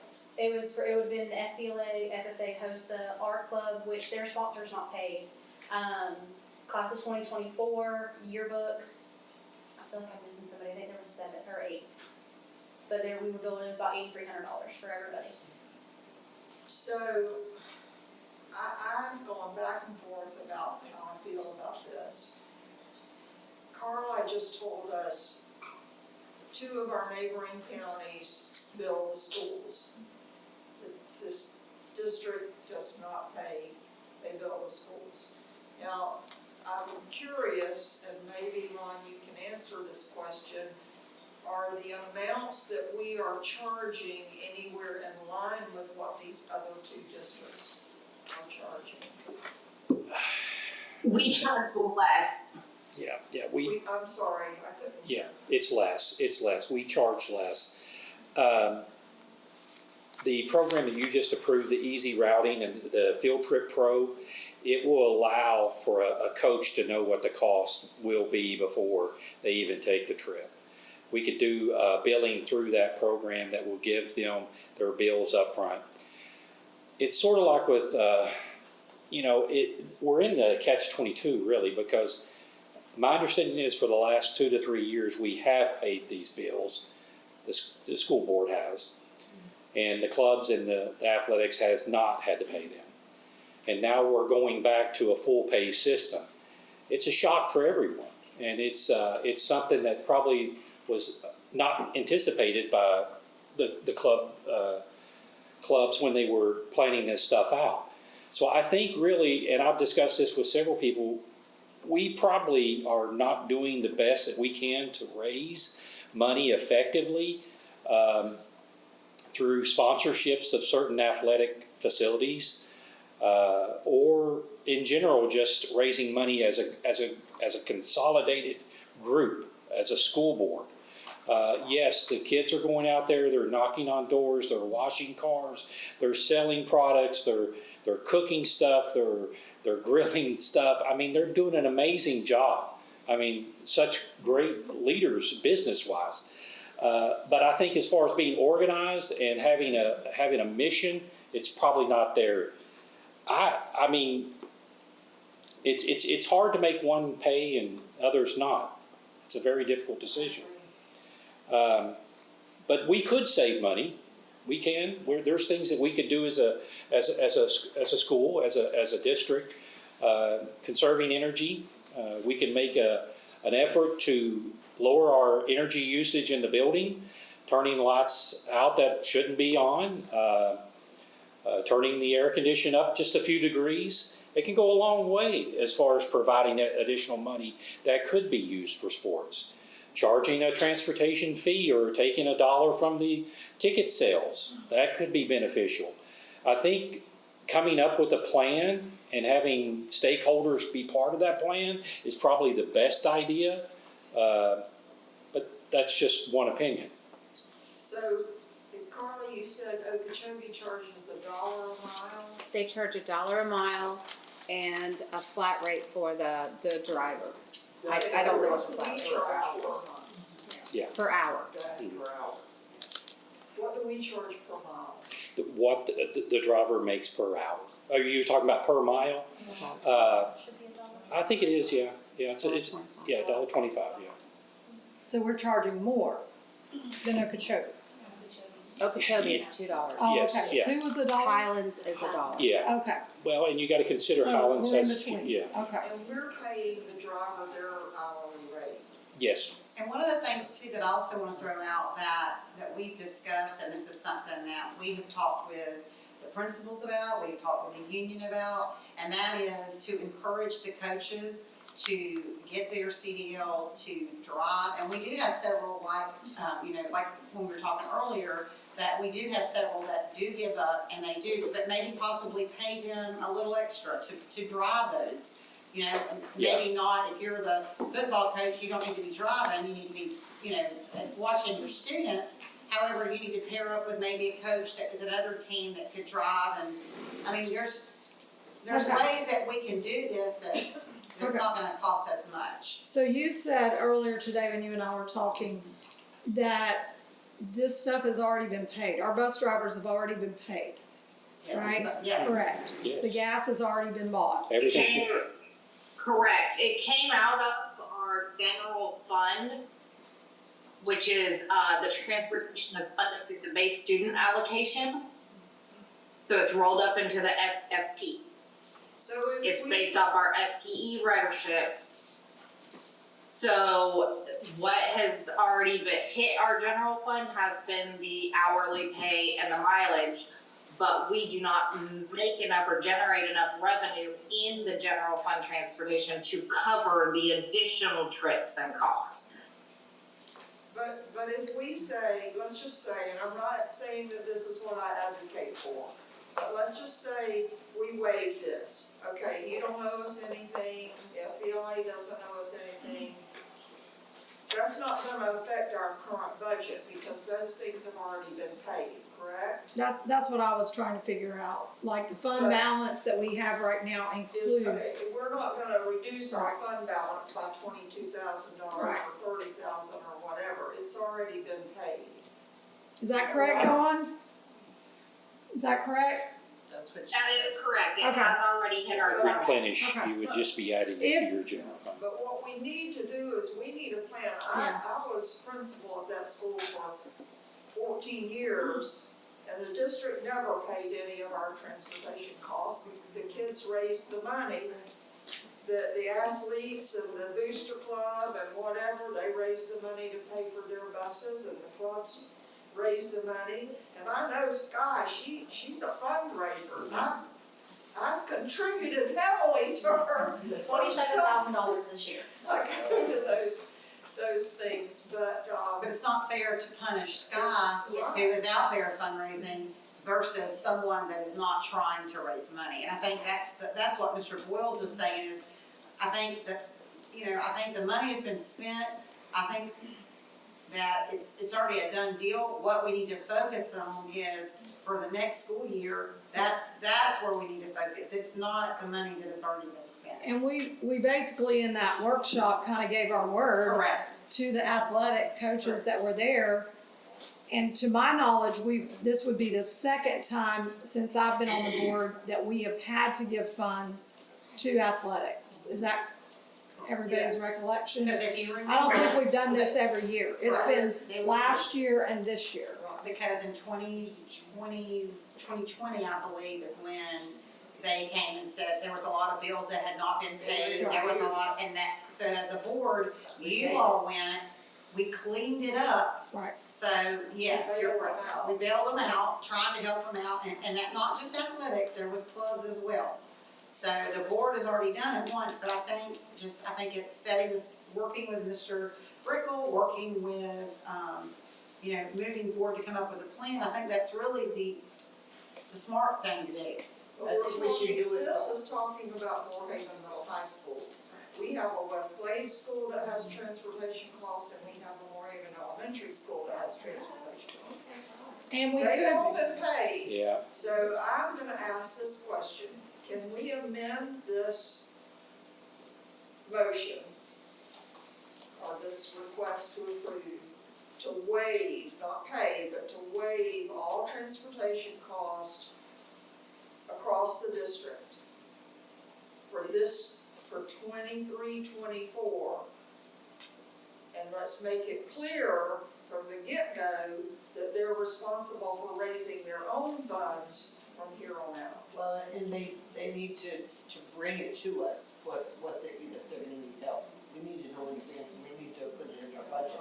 They need You to know, raise they a have- fund. I mean, well, They need to have a a fundraiser. little Yeah, bit of little yeah. area, a little rural area, it's hard to raise the funds too, because you have so many people knocking on your door. So how does that affect schools who have paid every bus bill that came through? Because we paid every bus bill, and I know that this hasn't been paid, and it's already been paid, kinda, right? But if you waive ours and we get all that money back, that is gonna hurt. Yeah, we can't give you that Yeah. money back. That's what I'm saying. I suggest, So, I'm just gonna tell you, Yeah. my parents are gonna not be happy. If- I suggest- If Haven gets waived and we don't, Yeah. it's gonna be ugly. And I don't care who pays, but it's gonna come back. I suggest that we don't waive it. I suggest that we still make them pay it. They'll just pay it back in installments. And I think what we should do is come up with a plan to help them organize better and to fundraise. There's so many things, I know, it's just like you could have, a family night sponsored by, Joey's Pizza or whatever, I know it sounds corny, but if Joey's Pizza wants to donate $200 or $300 to the school district, then sure, let's let them donate, I think we've got to get more active in what we want to see. And what we need to see is them being self-sufficient with transportation, because transportation the department couldn't pay for all of them. There's no way possible. So, we have to get better organized in getting a plan together. and Mr. Boyles and I spoke today about, our supplement list, that I know that you said you're talking with the union about things like that, but that could be a sponsor's list of responsibility, is to do enough fundraisers to pay for their bus. And then if they know that up front, if you're gonna get a supplement of a couple $1,000s and you wanna take your kids on a trip, it's right here on this paper that you're responsible to raise the funds for the trip, because they can not take trips. They can make that decision. I want them to take as many trips as they can. And when I used to be a sponsor, I charged every kid $1 to ride the bus, and somehow, some way, we made it, We have to pay ahead of time. We don't get to go on a field trip until it's paid for. Their third grade wanted to go on a field trip and they didn't have enough money to get the bus, so they didn't get to go. So how do they get to go do things and not pay for it? I didn't know that was even an option. That's just a sports option. I don't know the answer to that. Doctor, do you want to address that now, or do you think, I feel like we should have a workshop, another one, about how are we gonna solve this transportation thing? Because we're in the budget process now, the pie's a certain size, and if we do fund all of this, it's gonna come away from something else, teacher salaries, it's gonna come away from insurance, covering your insurance. I mean, it's like 80% of our budget is salaries and benefits, something like that. So that's the first place we gotta look if we're gonna fund other things. So, I don't know, what do y'all think? Do you think we need to talk it out, have the committee? Tell them that they have to pay it, but we'll work out a payment plan. For the school year, that past school year? Yeah, What about the this- future though? This amount of money. How do we get from getting here again, is what I'm talking about. Yeah. Well, They send us a bill after every, sport, so if this is 22,000, it did get paid along the way somewhere. So whenever volleyball's done, we get a bill for just volleyball, it's $2,000 or $3,000, we pay it. And then we get another one for basketball, so if it's 22,000, then it probably hasn't been paid all year, because, we pay ours when it comes in from the sport, and I mean, it comes right out of our gate, so I don't. You're supposed to pay that at the high school. Who's in charge of that? well, That's what I'm saying, it can't, $22,000 can't be one sport, it has to be accumulative. it is, it's And I know several that sports. they charged us after each season, so that it didn't get like so built up, we were able to pay it. So, I don't know. Well, like, Miss Carla did, you called Okeechobee, which Okeechobee, they do an app for their, ticket sales. That's something that we could do. I mean, it's easier, like, for example, let's say a ticket is $6 to get into the football game. If you take $1 or $2 of that $6 and you put it into transportation, it's moved over to transportation, then what happens is that it doesn't hit you as hard if you're the football coach. You're still gaining money, but you're also taking a little bit of that to go to transportation. It makes it easier to. Well, and I was just talking to Mr. Brickle about, I asked him, did another organization get his gate money? And he said no, but two of their home games got canceled, which did knock them back. Mhm. However, like, if the Homecoming. board wanted to help with, like, if there was a cancellation and how much those games might have brought in on a gate based on an average or something, then, I mean, I think that would be acceptable, but Yeah. to take one organization and pay for all of the buses, then that's not fair to Ms. Swinger. The other thing you have to remember is varsity sports, because of where we are located, have to travel a lot further. Right. That, I mean, if you have a regular football, or a regular basketball season and you play, what, 20 games? Yeah, 22. Something like that, and 10 of them are away, and you're traveling a lot longer distances than the JV team or so it is more expensive for high school athletics, without a doubt. Yeah, most of the schools that we play, they're quite a distance away. So, Well, they shouldn't mind giving up $1 if we're gonna pay their transportation. well, that's what I'm saying. If we rolled that over into the county piece. We end up buying their equipment as well, so I mean, what are they spending their money on? Well, it's referee fees, insurance, I mean, there's quite a bit. Helmet reconditioning was one of the Referees are things. quite expensive. Yeah. You have Safety. to have, what, 5 officials at a Yeah. football game? Yeah. And they come from Naples? Mhm. Everybody has a lot of fees. The reconditioning of their helmet were paid by the insurance company. Okay. All right, so what's the pleasure of the board? How do we want to handle this? Do you guys want to amend this? Are we gonna let it die for lack of a motion? What are we gonna do with it? Do we have more discussion, more questions? I'd say for the new year, for somebody to have that to pay the students part of that. It's not fair. I didn't understand that. What brought this up was somebody was complaining about the kids going door to door, doing all these fundraisers. It just, the businesses were saying, we were being hit up for every single little detail. Why are you guys not funding these kids to be able to do this? Why are they having to ask for so much money for every single item that they're doing? That's what brought this to the table. So as we started, looking at this, I believe we need to get with these programs and say, you need a budget, you need X, Y, and Z, what your expectations are. I mean, I'm pretty sure Sky does that already, and she knows before the year's going what they're expecting to know how much they have to raise. The schedule. I don't think Sky ever went door to door. She had Sky did not. activities. Not to be speaking out of turn, but like in my case, we do create a budget. We didn't do a transportation budget this year because last year I didn't pay transportation, so I didn't foresee it this year. Why I didn't you will pay say, it last year? that's, my I think, question. I think the district took those bills, so I didn't know that this year I was gonna get them. But then my issue became like when I got my transportation bill, I couldn't figure out, sometimes the mileage was a little bit different and then the hourly would be different, so it was hard to come up with what was I paying for.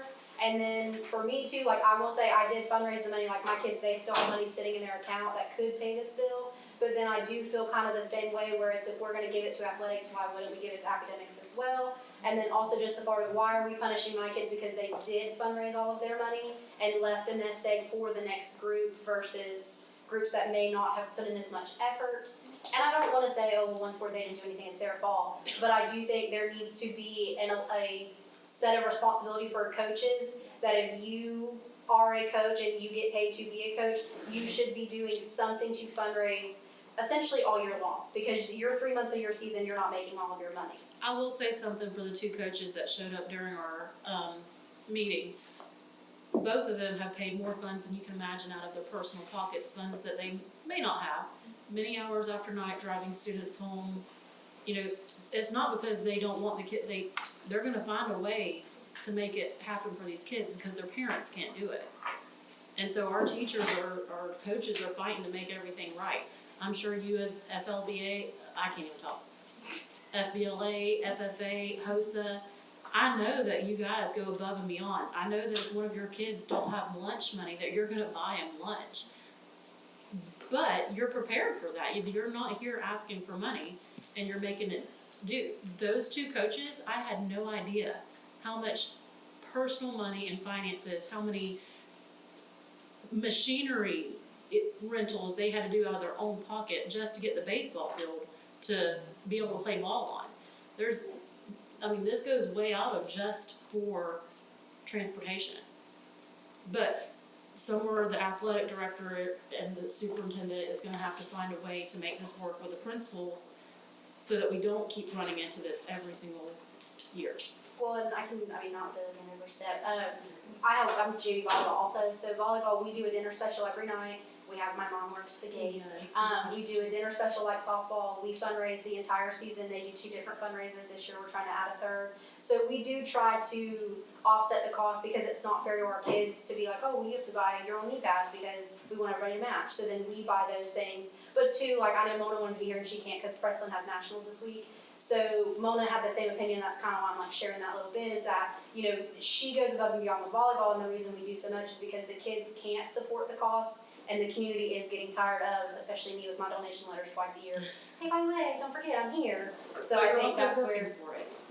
You're out there at on the Riverside I was in Riverside Market, yeah. Market, you're doing things, you're not just saying, give me money. You are working for things, and your kids are working for. I'm sorry, go ahead.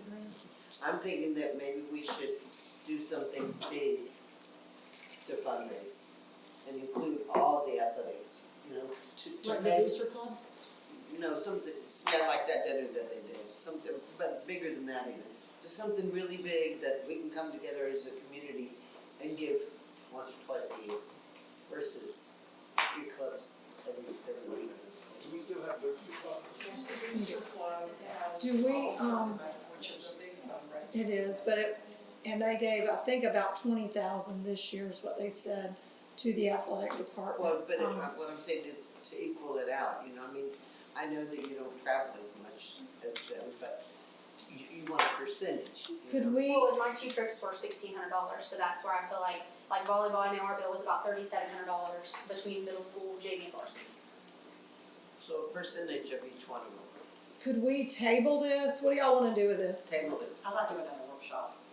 And let everyone, the coaches and the clubs come to the table and talk to us. Okay, and I liked the idea Mr. Boyles had about a committee of stakeholders, which would be our coaches, our sponsors, some parents.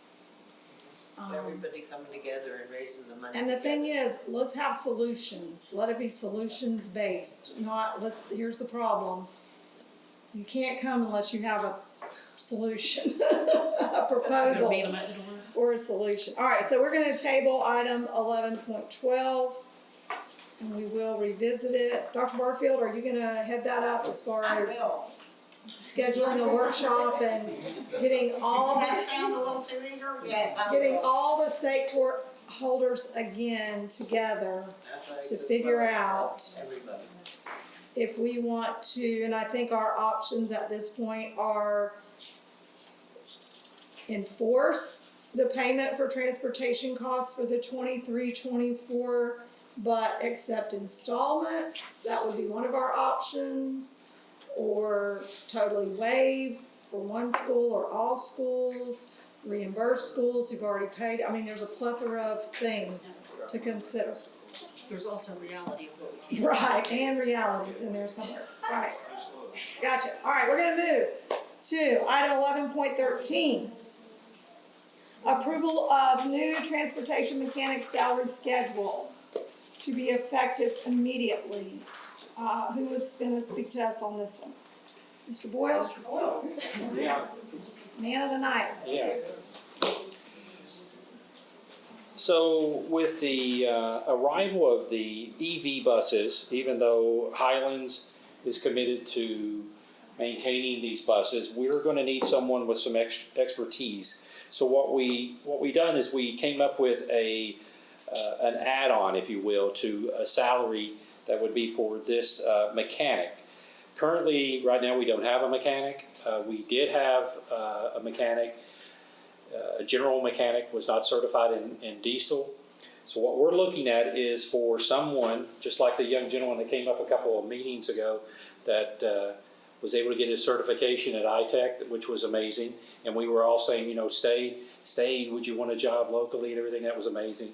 But that would be like what we're looking for. We're looking for someone that's a certified diesel mechanic, diesel technician. So that would be an add of $2 per hour. Someone that is a certified EV mechanic. Now this is just not your run-of-the-mill certification. They need to be certified through one of the major companies. Matthews Bus, Bluebird, FTS, and then propane mechanic. We currently don't have any propane buses. Hendry County, I think, has 10 propane buses. The difference between propane and electric is they're both clean energy. Propane gives you a little bit longer distance. You can travel up to 400 miles of range in a propane bus. We're not there yet, but if we were successful in potentially applying for a grant that could secure propane buses, then we would by all means do it. Now, to give you an idea of where we're currently at with diesel mechanics, over the last 7 years, we've spent basically $105,000 with Wallace International Trucks in Fort Myers. That averages out to be obviously around $15,000 per year. The Florida Transportation System is a mobile mechanic, if you will. They go around to districts that are smaller, that may not have a mechanic, and they do work. Now, we've paid them $23,500 over the last 3 years. If you look at that, that's about an average of $23,000 that we're paying in repairing diesel buses that we currently had in inventory. We add this add-on for the mechanic pay, and you're basically only looking at a small increase of about $8,000 annually if that individual is fully certified. So it's well below the $24,000 that we're spending now. You get down to 28 or 8,000, and it's something that's handled here in-house right behind the district office. And again, if they don't have the certification as a propane mechanic, they don't get the $2 extra. EV, they don't get the $2 extra. So it sort of goes along with our mission as far as education, obtaining more certifications, more education. The more education an individual has as far as a mechanic, the more pay they would receive. But now our electric buses, we don't have to do any repair on it. No, but we would need someone that is familiar with the things that do need, changed. Fluids, that might be windshield washer fluid, maybe maintenance, general maintenance, air filters and things like that. Yeah. The last thing we want is someone that's not familiar with an EV bus and they're putting their hands on it. So that's one thing too. We want to sort of protect Sounds like our we investment. need to get with ITech and get them to offer Yeah. offer that. The Highlands may actually pay us, Reimburse us. reimburse us for our person who can repair electric buses, Oh, rather than sending someone. And the other addition to this would be just adding 4 additional years to the experience or steps. Is this competitive to mechanic pay? Is it for like in the area? No, it's still less. Yeah. But we've got to do what we can. With certain jobs like this, the best thing to do is to do the add-ons. Like I said, a general mechanic is someone that might be able to do oil changes. They might possibly do tire brakes, things like that. But when we're talking about a 300 or what, Brian, these are $225,000, $300,000 buses. It's a substantial investment. You want someone that's certified. Yeah. 289. Okay, any other questions? Motion to approve. Did we get a second? Yes. Okay, any discussion? All in favor? Motion carries. The motion was by Ms. Proant, second by Ms. Allen. Thank you, Mr. Boyles. All right, we'll move to item 11.14.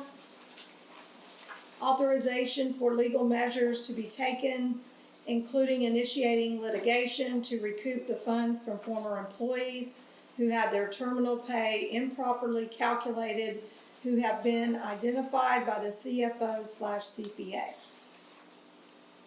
I'm going to start, Dr. Barfield, with you and with Mr. McKinley to talk to us about your recommendations. Okay, I would like to address a couple of points, and then I would like to read a statement. I will be providing the statement if anyone wants it afterwards to distribute. But I would like for everyone to listen fully to it before, when you're getting ready to leave here, I'd like for you to listen to the entire statement. First off, Glades County School District did not pay for that investigation. That investigation was paid for by the Florida Department of Law Enforcement. The only legal fee that we have had was one letter written to the 5 of you concerning the overpayment. It was Florida Department of Law Enforcement's investigation. It was not the Glades County School District's investigation. The 5 individuals were not under the Glades County Teachers Association contract as they were administrators. 100% was not paid to all. It was paid to some. And it was not past practice. Only the 5 people that are represented today or that are not here that were listed, only those 5 were overpaid.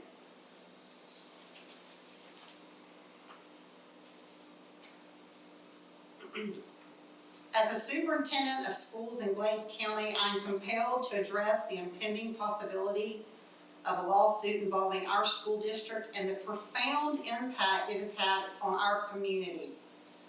The turmoil that has arisen as a result of this situation weighs heavily on me as an educational leader as I grapple with the ethical dilemmas that have surfaced. The unfolding of events has not only shed light on the negligent practices of past administrators but have also raised questions of past accountability and responsibility within our district. The realization of overlooked mistakes and the lack of corrective action by previous leadership have created a sense of urgency to address these issues head-on. What was an allowed and tolerated practice created an environment of toxicity and financial discord that will take our district years to overcome. The implications of this situation extend beyond financial concerns. They strike at the heart of our values as an educational institution and the trust that our community has placed in us. It is imperative that we confront these challenges with transparency, integrity, and a commitment to upholding the highest standards of ethical conduct. In light of these considerations, I believe it is in the best interest of our school district and our community to forego pursuing legal action and instead focus on learning from these past mistakes. By taking proactive steps to rectify these errors and strengthen our internal processes, we can build trust, foster accountability, and ensure a brighter future for all of those who rely on us for quality education. It disheartens me that several of the ones that spoke today or in the community that have condemned this school board and my administration for the same thing that you are condemning us for. This situation is not one that this board or myself created. It was caused by a lack of accountability, negligent supervision, and the lack of knowledge that lasted for many years. This is not my opinion. This is a factual statement, and I can substantiate every dollar and every word that I am reading. Due to the knowledge of budgetary best practices and statutory requirements, as well as being able to delve into the financial patterns and laws that govern our district, I can promise you this type of situation will not arise under my tenure. I appreciate the support and understanding of our community as we navigate through this difficult period together. Your partnership and commitment to the well-being of our students is invaluable as we strive to move forward with integrity and resilience. The grace that has been shown through this process by so many is enlightening. At this time, I would like to hear the board's opinions, and I would like to move forward on a vote.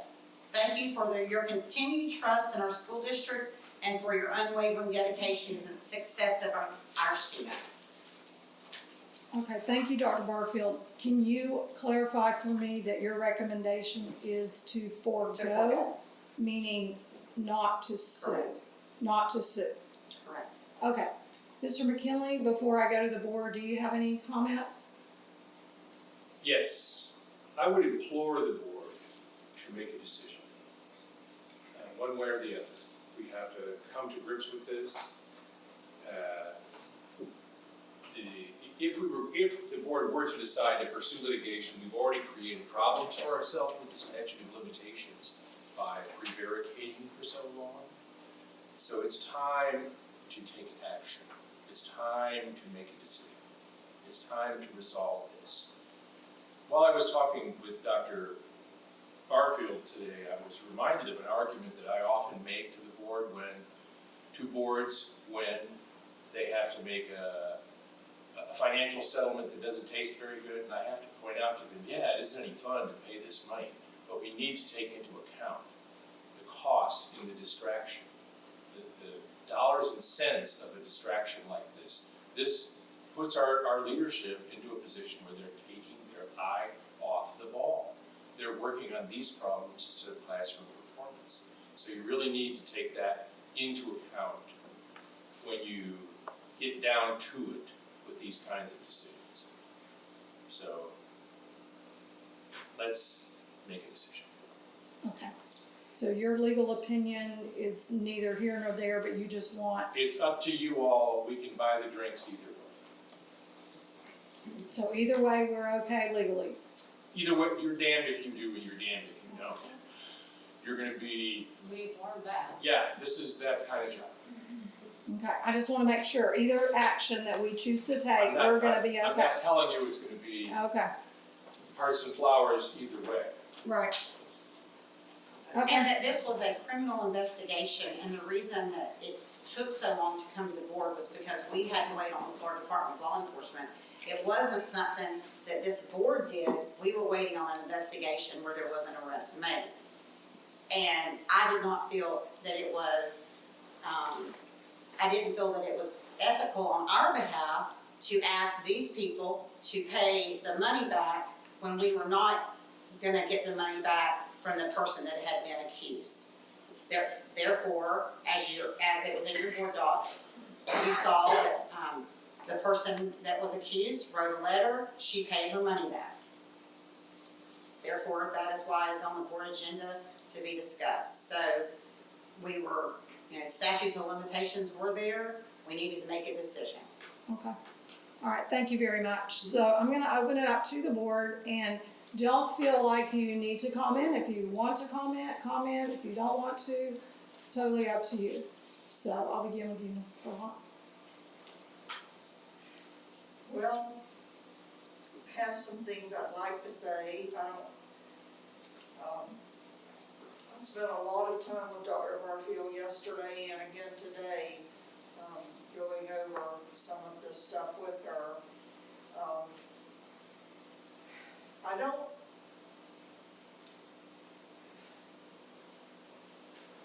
I want to say that ethically, if I'm given money that I'm not entitled to, I feel an obligation to pay it back. And there's all kinds of justifications of why they were entitled to the money. They put in overtime, they dedicated many years to our school, they drove a bus and didn't get paid for it. There's all kinds of, but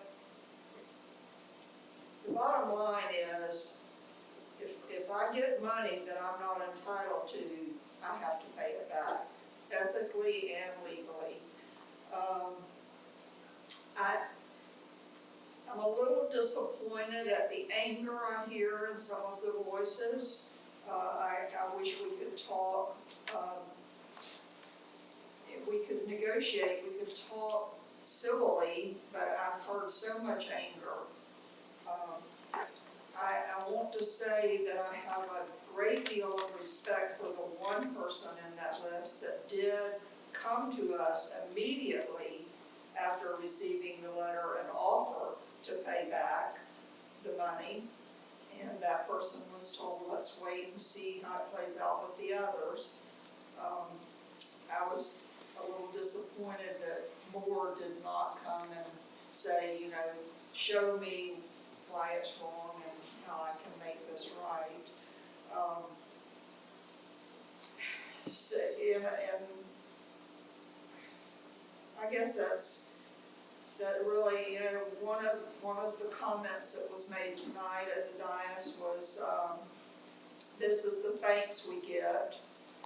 And I kind of take exception to that because I think we've shown our appreciation for these people over the years, and I have a great deal of respect for the job they've done for our district and the work that they've done. And so I kind of took offense to that, but it's okay. But at this point, after struggling with it, I concur with Dr. Barfield. I think it's best that we just move on and leave it, not pursue a legal action. Okay, thank you, Ms. Perlot. Ms. Allen? Well, I'm gonna accept the superintendent's, recommendation also. Everybody spent a lot of time on this, and for anyone, anywhere to think that this hasn't been a struggle for every single one of us up here, it has. I've gone back and forth a million times in my mind with everybody, including you all, spent too much time on it. But I am too, like, I'm just gonna get on with it myself, but I'm too a little offended, I mean, we didn't make this, we didn't cause this. But, you know, we're the ones that have to take the brunt of the frustration from people, and that part I understand, but it's just, let's just go, let's get this over with and be done. Enough's been said. Okay, thank you, Ms. Allen. Ms. Pierce? This is probably one of the ugliest things that I've had to deal with because it's real personal. And I couldn't sleep at night if I got a dollar more than I was supposed to. But I have a question. I want to know why it's up to us. If it's a criminal investigation, it was done by law enforcement. Why did they not go to these people's homes after they? Why are we having to do it? Yeah, can I respond to that? Only one person was arrested, only one person was subject to criminal charges. And I hope and believe that the law enforcement was satisfied that there was nothing like collusion or anything like that going on, which means that the disputes with the other people who got money is a civil matter. It has nothing to do with criminal prosecution. The police and the prosecutor are not involved. It's a lawsuit or potential lawsuit between an employer and employee, and this isn't the first time this kind of thing has come up. But it was in a different realm, in the realm of a civil dispute as opposed to a criminal matter. Well, I myself don't feel like it's my responsibility to see legal charges being taken against employees, so I'm just gonna support your recommendation. It would be different if law enforcement was able to do it, and they could do it, but I don't think that's any of our responsibilities. Ms. Pierce, but some of us can't hear you. If I talk any louder, I'm gonna cough and cry. Maybe push the mic near you. Pull your mic down a little bit. That might I help. said it's not our responsibility, none of ours, to make this call. I feel like law enforcement, if they have a case and they have evidence, then they should make that call. Okay, Ms. Clement? No comment. Okay. Started to do that too. I just want to, say that it's been stated to me that it's our fiduciary responsibility to pursue the repayment of the money because the taxpayers put their trust in us to oversee the finances. And I agree with that. I personally feel like our responsibilities to the taxpayer have been met in several ways. We have taken many corrective actions because of this issue.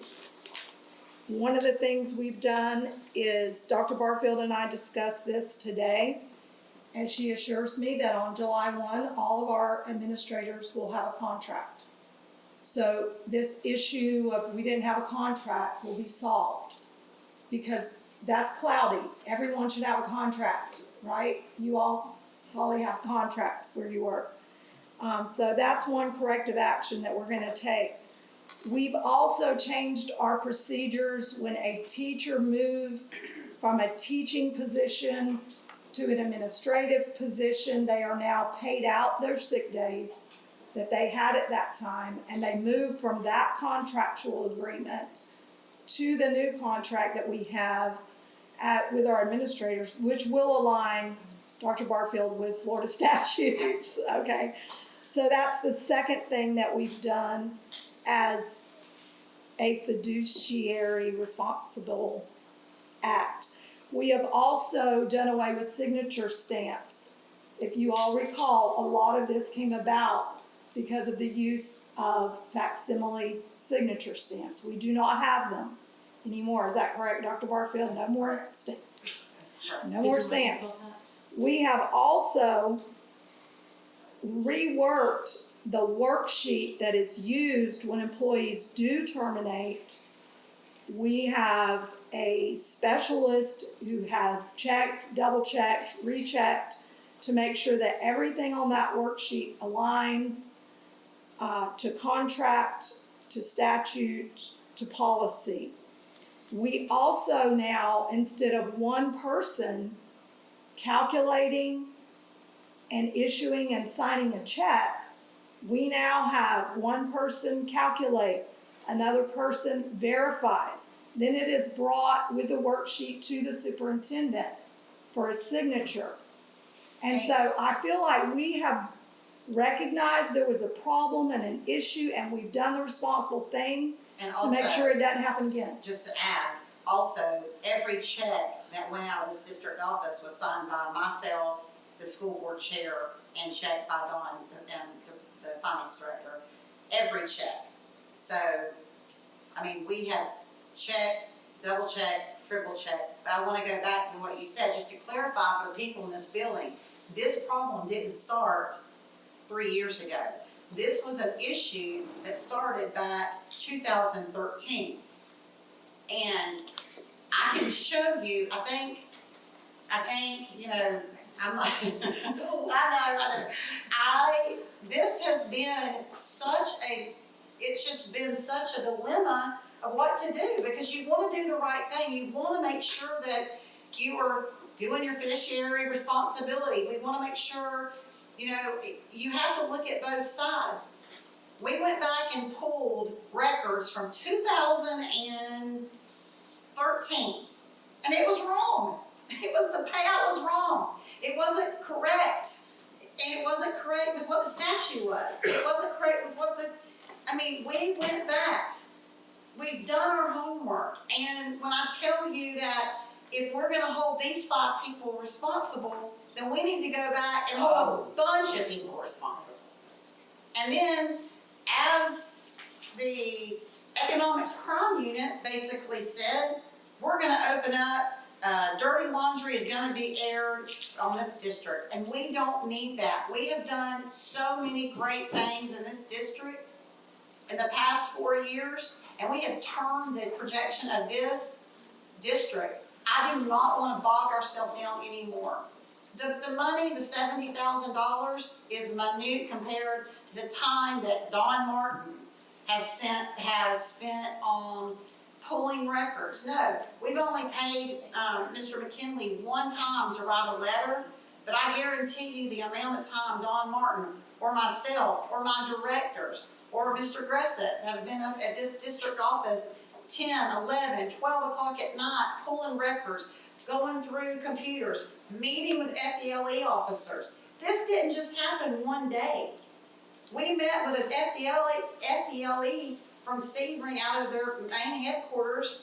This went over a course of years. And, you know, I want to just go back. This was not the school board's. We didn't wake up one morning and go, you know what, let's see who stole money. That's not how this all went down. And I think when the public records are released, I think that everyone in this office, everyone in this room, go and do a records request through the Florida Department of Law Enforcement. Request that. You can do a public records request, and I think you'll be very intrigued by what you read. And I guess my voice, I hope it's not coming across as anger, because there's no anger. I'm actually relieved because I can put this behind us and I can move on. Because I have people ask me every day, what about those, every day I get asked. And I can't answer questions. And for 2 years, I've not been able to say anything. So now I can, and we can be vocal about it. And to me, that's the best thing that I could do. Thank you, Dr. Barfield. And for the crowd to know, it has been very difficult because we were instructed that we were not allowed to discuss this with anyone. And so it was, we couldn't call you all and talk about this until they were done with it. We couldn't really even hear your comments about it. I'd never been involved in a criminal investigation. I didn't really understand the code of silence that you have around everything. So, and I just want to, I remembered the cost of the attorney. That was another thing that I wanted to say, is that I do believe in the end it would have probably cost more than what we would have been able to recoup. And I know I've talked to Mr. McKinley at length about this issue, so if he didn't bill us for that, kudos and thank you. No, don't get the wrong idea. She said you only wrote a letter, but you, No, that's- you and I have been on the phone quite a I'm bit. just asking this question. Okay. You paid for the criminal part of the investigation. We're Right. talking about the civil part. I got you. That's what that comment was about. I got you. Right. But, anyway, and I wanna echo what Jean said about the person that did come forward immediately and offer to pay the money back. That did not go unnoticed, and that made that person, in my eyes, I know that I can trust that person with anything. And that really meant a lot to me personally. So, I'm looking for a motion now, to either authorize for legal measures to be taken or to, reword that to say. May I offer a I suggestion? think we need Yes. to make a Yes. motion to authorize and then vote no. Yeah, I would say, Oh, okay. how about this? Or just not I get got a another motion. idea, hold on. Yeah. How about to accept the superintendent's recommendation? With no motion and, No, I move to accept the superintendent's oh, recommendation. okay, okay. All right, so we have a motion by Ms. Pierce to accept the superintendent's recommendation for item 1114, which would mean there would be no legal measures taken in this case. Do we have a second? Miss- To forego litigation, thank you. We have a second by Ms. Clement. Any other discussion? All in favor? Aye. Any opposed? Motion carries. All right, we'll move to item 12.1. Approve the VPK provider contract. Form DEL-VPK 20 between Early Learning Coalition of Southwest Florida and Glades County School District, July 1, 2024 through June 30, 2025. Dr. Barfield, do you want to talk about that, or do you have someone to talk about that, or do we just? Yes, Okay. It's the same contract that, I apologize, I had shut my. It's the same VPK, contract, the only thing changed was the date. Okay. Awesome. So I see that Rhonda Boyles submitted it. Do you have any comments to make, Ms. Boyles? Well, I just know that, it's just gonna continue, just like it did last year. We'll continue to work with the Early Coalition, that identify kids and so on and so forth as far as ESD students. And then having our, BPK program, with the vouchers, turning in the vouchers and all of that. And we've met, Rhonda and I met with VPK, really starting to get a really good, feel for what the expectations are, what we need to do as far as, the requirements. It's quite a little undertaking, VPK, but, the little ones, but, I think that we're on a really good path with them, and, I look forward to us growing that program, hopefully in years to come. Thank you, Rhonda. All right, do we have a motion to approve? Make motion. I'll second. All right, we have a motion by Ms. Allen, second by Ms. Prolant. Any discussion? All in favor? Aye. Any opposed? Motion carries. All right, we are at the general public comment section. You want to fill out a card for that? Okay. Lost my place. All right, we'll move to, they have us backwards again, Dr. Barfield, I missed that. I've got board member first and then superintendent. Ms. Carla, we like that the other way around. Okay. Because in her report, a lot of times she answers questions that we had, and it saves us a little bit of time. All right. So we'll start with board member comments. Ms. Carla? Well, I want to thank the district for allowing me to attend the annual conference in Tampa, where our own Kimberly Clement was the star of the show, dressed as Wonder Woman. A couple of things. I attended a session there, sponsored by Gaggle, which we have, correct? I was shocked at some of the statistics that they shared. Suicide is the number 2 reason for death in kids ages 10 to 14. Number 1 is accidents, and number 3 is cancer. And they do not even count suicide kids under the age of 10. If a student or a child under the age of 10 commits suicide, the death certificate will say accident. That surprised me, so my goodness, there must be some that might even bump that up to the number 1 reason for death for ages up to age 14. And they talked about how kids under the age of 10, or I'm sorry, ages 5 to 15, no, I'm wrong, I'm looking at my notes wrong. Those ages 10 to 14, it's a very reactionary thing. They don't realize the finality of what they're doing, and they think about it for 5 to 15 minutes, and they commit the act. So, as I was sitting there listening to this, I was just really pleased that we have Gaggle, and I don't know how many usage we have with people reporting through that program, but that was shocking to me. And Gaggle, like if a student types in the word suicide or anything, how to kill yourself, it sends an alert to our district, right? Yes, and then we react to that alert, like with our counselors, our mental health counselors or whatever. So, that was one of the sessions that I can't say I enjoyed it, but I felt like I learned so much. And then, I don't even know where I heard this, but someone at the conference, they gave an example of, you're in a classroom or a room where there's a whiteboard, and you color a black dot in the middle of the blackboard. And you may have heard this before. When you walk into that room, what do you see?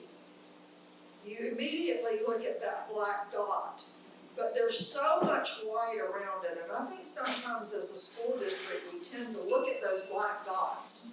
We point our fingers, we see all the bad stuff, and we neglect to see all of the white space around that black dot. So, just something to think about. It kind of spoke to me, so that's all I have.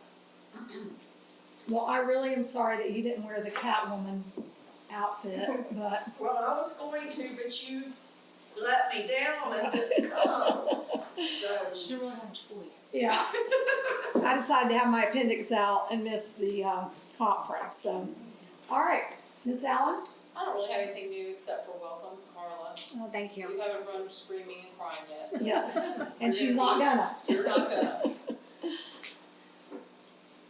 Thank you, Ms. Pierce. I'm just glad we got through tonight's agenda. Yes, it was a long one. Thank you. Ms. Clement?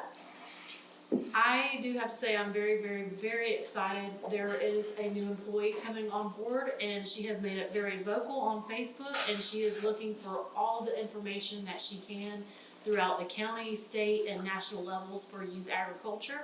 So I am very excited to see her. Am I allowed to say who it is? It's on Facebook. It's on Facebook. I mean, if it's on Facebook, it's true, right? But Carrie Hines has put it out there that she's going to be our new agriculture teacher at the elementary school, and she is so excited. She's going to come with a wealth of knowledge, and there are so many people that are eager to help her and make sure that her program is thriving. So I am super excited for that. I got so excited about telling you that I forgot the rest of stuff was I was going to tell you. We did go to the FSBA conference. I think the best thing about all of those conferences is being able to talk with other districts around the state that are small districts. We made it very clear, many of the things that we struggle with, we're blessed to be struggling with those, because what the other counties are struggling with is way worse than what we could imagine. So I'm thankful that our small struggles are I don't wanna say minute, but they're minute compared to what other counties have, and we're very blessed to be in Glades County, Florida. That's, Amen. Amen. I don't really have anything to add. Dr. Barfield, I do need to meet with you about something after the meeting that I forgot to talk to you about. Please don't let me get out of here without that. But again, I also welcome Carla. We're glad to have her. yes. And we appreciate, I don't know if Jackie's still on there or not. Yes. Jackie, I appreciate you and the work that you're doing to help Carla. And I know that we're being criticized in the community for keeping you on, maybe. But I know you're taking my calls and texts in the middle of the night, and I appreciate it. And I appreciate what you're doing for Carla by making this transition smooth for her. And I can't thank both of you enough for taking us on, because we're a tough crew. So thank you both. She has done a wonderful job, and she will do a great job from this point forward. I appreciate each and every one of you. Well, we appreciate you as well. All right, Dr. Barfield, it's your turn. Thank you, Jackie. I didn't realize you were on, Jackie. Thank you. I was about to adjourn without the superintendent's report. Dr. Barfield, you're up. Mr. McKinley, I don't know if I can say it out loud. Mr. McKinley said I should begin with to say, in conclusion. No, I just want to say that I want to give a shout out to Joanna Socio today. Tonight will be her last meeting. She is going to be, is a director. I know earlier today we talked about the number of directors, but that was a grant funded position because we had 2 schools in DA status. And Ms. Socio is going to be moving back home. And I think her departure brings up a really great thing that I want our district, now that we've got this other in the past, something that we need to focus on is we need to start really shaking the powers that be at the county. And we need to look into teacher housing, because she cannot afford to live here as a single person, on an educational salary. It's very difficult. Her light bill, and it's just her, was over $200.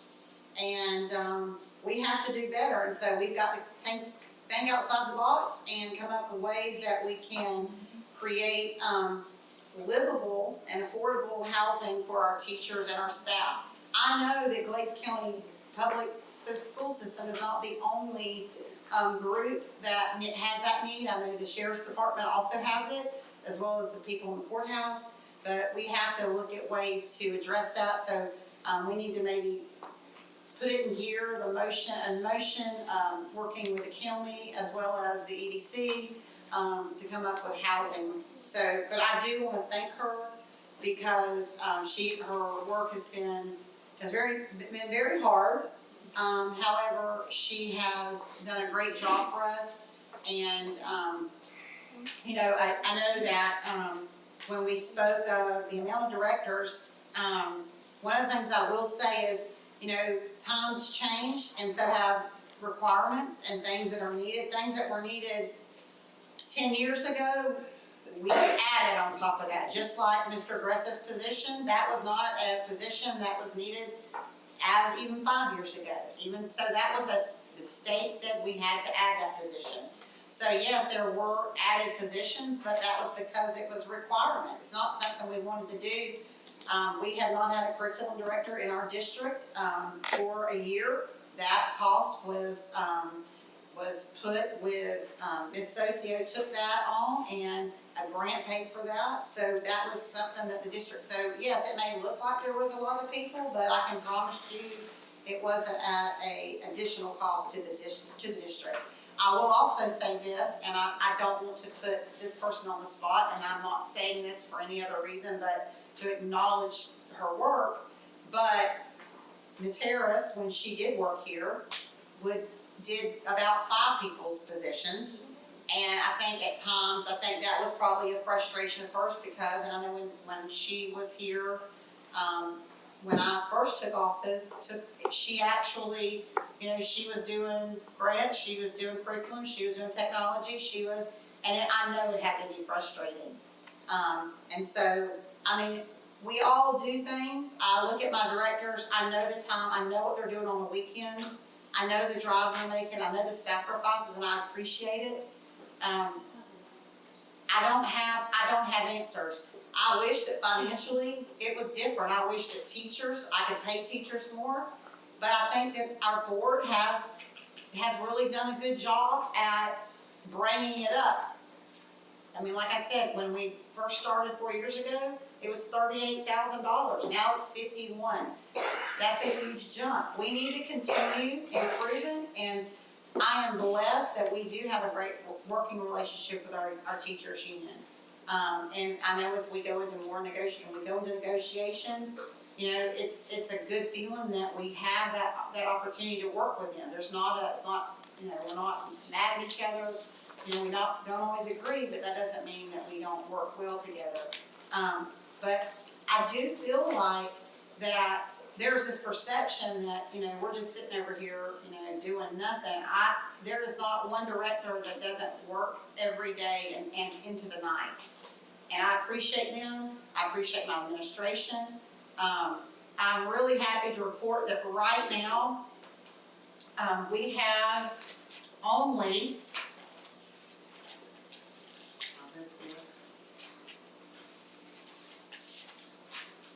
well, I don't know how many yet, but I want to say, I wrote it down, I've got my notes here. Oh, here it is. We have 7 opening teacher units only in this district. And I can promise you that other districts, and I will not mention any by name because I offend people when I say their names, but there is one district that has over 35 international teachers. We have 0. We've not had to. We have relied on homegrown. We have relied on people that want to be in our district because of the good things that are happening. And Joanna, I don't know if you want to say anything about this because I don't want to mess it. I don't want to say anything incorrectly. But I will say this, Glades County Schools has not been a B district in many, many years. And this year, we are on target to be a B district. And that's the first time. We've worked through a lot of stuff. We've broken barriers, and I do, if you don't mind, I don't mean to put you on the spot, but I'd like for you to address the board and the people here in this room about what's been going on at Morehaven Elementary with our teachers and about the grade, if you don't mind. You mean this week? That what we're doing this week?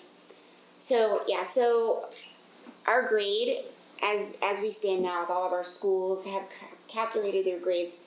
That's how we get our district grade. And as of right now, I think you calculated it's been 10 years since 10 years since Glades County has been a B school district. Just last year, we had 2 schools in school improvement, which really speaks to the growth and the hard work that the teachers and the administrators have taken on. Last year, I supported from the state side, and we started the work. And then this year, with me being here in the school district, we started the work. This week alone, we've been planning pacing guides and curriculum guides for the next school year. And we've had all schools coming together and collaborating. That ELA was this week, so ELA and reading was this week, and then next week is going to be math. We had one day led by HEC. HEC has come up in a lot of our meetings and our consortium, and we had Candace Dean leading the ELA on Monday, and next week we'll have Stacy Hinson leading the math. They come and they provide guidance and support. The teachers are the ones doing all the heavy lifting. They're the ones doing all the work. They're being paid for this work out of our grants that Tara, Ming, and I had set aside planning money for that to happen. We have resources that we've purchased for them that they're using to plan. It doesn't stop here. There's not a period at the end of the sentence, because as you all know, whether you're an educator or not, the work always continues. Teachers have the summer off, so people think, but they don't, because they're working. They're here working with me, they're working with each other, and they're collaborating, which is something that hasn't really happened across this district in a long time as well. We've had 3 schools instead of a school district. And I'm proud to say, as of today, the work that we did in ELA, we have a school district. which is one of my goals when I got here. So, that's it. Because Ms. Ozio, you had teachers from every school in the district Yes. working together. Yes, we had teachers from every school in our district working together this week, and it will be next week as well. That's what I saw on Facebook. Yep, yes ma'am. Yep. Any You'll questions? be here through the end of June. I will be, my last day is next Thursday, the 27th, which is the last day. You've been missed. Joanna, you've done an amazing job. You really have. And it's hard work and it's hard to confront sometimes people that are set in their ways and think they're doing it right and maybe we're not. And it's hard to change people's perspective about how to teach. Right. I mean, because we personalize, it's an art. It The way is. you teach is artistic to you, and it's hard to take feedback when they tell you to do something you're uncomfortable doing or from your perspective isn't the right thing to do. I mean, so what you're doing by trying to shift people's mindset is hard, like super hard. Teachers sometimes can be so hard-headed, Right. and I'm one, so I know. You know what I mean? Like, we think we're right a lot, and sometimes we're not. And I've had people in my career that intimidated me so much because they were smarter than me and they knew more than me, and I could see it and I could feel it, and it was hard for me to listen to them. But when I did, when I could humble myself and really listen and try some of those things that they were trying to shift me to, it was amazing. You And can't that's go what back. you've had to do. Yes. You've had to take some people that didn't want to change. Right. We don't like change, none of us. So- And I admire that you have been able to do it. You've probably made some people mad, but I know your heart is in it to do what's right for our kids and get our kids where they need to be. Right. So thank you You're from the very bottom of my heart for doing that hard mindset shift work. I love this place. I mean, I moved here, right? Like, so I love this place, and the kids are amazing, and the teachers are fabulous. And everything that happened this year was led through state rule, law, or legislation. It wasn't Joanna Sozio's opinion. It wasn't what I think or feel in my tummy. It was led by state Florida rule, law, or legislation. And when you lead by that, there's no arguments, right? We can't argue with it because that's exactly what we're expected to do in Glades County, is what Hillsborough is expected to do, is what Collier County, Dade, Miami-Dade, Leon County, up in Tallahassee, we're all held to the same accountability. Unfortunately for Glades, we're small and we have less resources. So we have to be creative and think about other ways of getting it done. And our teachers and our administrators did, and they do. So, yep, thank you. Thank you. So when we get our apartment building built across the street, then you come back? Of course, I will, I yes. have an extra bedroom. I come with a dog and a cat as well, so. Thank you, Joanna.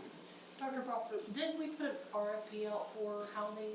We did, and I think that it's something now that we need to put it back out there. Did we get anything back? I'll hold this comments for later. August the 6th, we are still planning our groundbreaking of the new school. And so we're gonna be working with Moore Navy Elementary staff, as well as if anyone has any ideas on, or they'd like to sit on the committee. We're working with Culpeper and Wiseman to make sure that it is a grand event. And August, not December. August the 8th is going to be the district celebration. It will be from 8 o'clock until 2 o'clock. And we have 2 amazing speakers. Wait a minute, what day? August the 8th. That's the day we changed our board Yes. meeting Okay. to 6 Yes. p.m., right? Gotcha. Yes, ma'am. Okay. And then we have 2 amazing speakers, Willie Spears, who is here at Baccalaureate, as well as Dave Dave Weber, I couldn't think of his name, thank you. Dave Weber, who was at, Het Deck, and he is going to be leading us off in the morning. And so, I'm really excited about that. And then, we start school on the next Monday. And we have a lot of things already scheduled, so there are already plans in place. We have open house on August the 8th that night, but the teachers will be out of the leadership at 2 o'clock. So hopefully they'll have some time to go and finish up on their rooms. I know that was a concern, so. But like I said, the schedules were already made, curriculum, that sort of thing, the in-services. Other than that, I just wanna, say 2 things, I'm done. The opposite of courage is conformity. I think that is something that we all need to remember. And number 2, the only other thing I wanna say is, once again, go to a public records request, the Florida Department of Law Enforcement on this case. I think you all need to know the truth, and I don't think it is in good practice for us to sit up here and talk about it, but I think you need to as taxpayers and as constituents of our county. Did you say August 8th was open house and our school board meeting here? No, yes, No, not open no, house. not open house. Yeah, we got open house. All-day get-together. Okay, I thought you meant like the kids come and meet their teacher open house. It is. Doing luncheon that day? That's on the 8th. But we're gonna have our school board meeting while No, we changed it at the meeting. tonight. Changed it, we left it the same day, but changed it to tonight. Dr. Garfield, you let me change it to a nighttime meeting from daytime. Yeah, that's during open house. You wanted to move it from that morning Okay, to that so, night. so what I can do, I'll bring it back next week to change it to a later date in August. Is there any way we could just change the open house? Is it There's too already late to been do started. that? I already had a teacher reach out to me, but the principals have already scheduled things. Yeah. We can. I just noticed you saying that, so I didn't know open house was gonna be that night, and I like going and Of course you do. Yeah. What about the And the 6th? board meeting is so few of us versus everybody, so. Do the school board August meeting 6th, yeah. or the open house. School board meeting, I'm August good with that, That's our groundbreaking day. I know. so we can do it that night. What time are we gonna break down? Groundbreaking will be at 10. So then we can do the school board meeting at 6. Yeah. Why So can't we we'll do need it? to approve that, though, you'll need like. I'll bring it back at the next meeting, Why can't we do it at noon? Why do we have to? because it's Because we're gonna have dinner. fantastic. Yeah, it's gonna be dinner and, There'll be a lunch, there'll be a lunch. it's gonna be a long deal. Okay. It's really a wedding. Yes. That's it. All right, anything else, board members? Big If celebration. anyone would like to see a picture of Mrs. Clement in her Wonder Woman outfit, I have it, so I'll be glad to share it. There's a fundraiser. Yes, good idea. All right, meeting adjourned. I did, yes.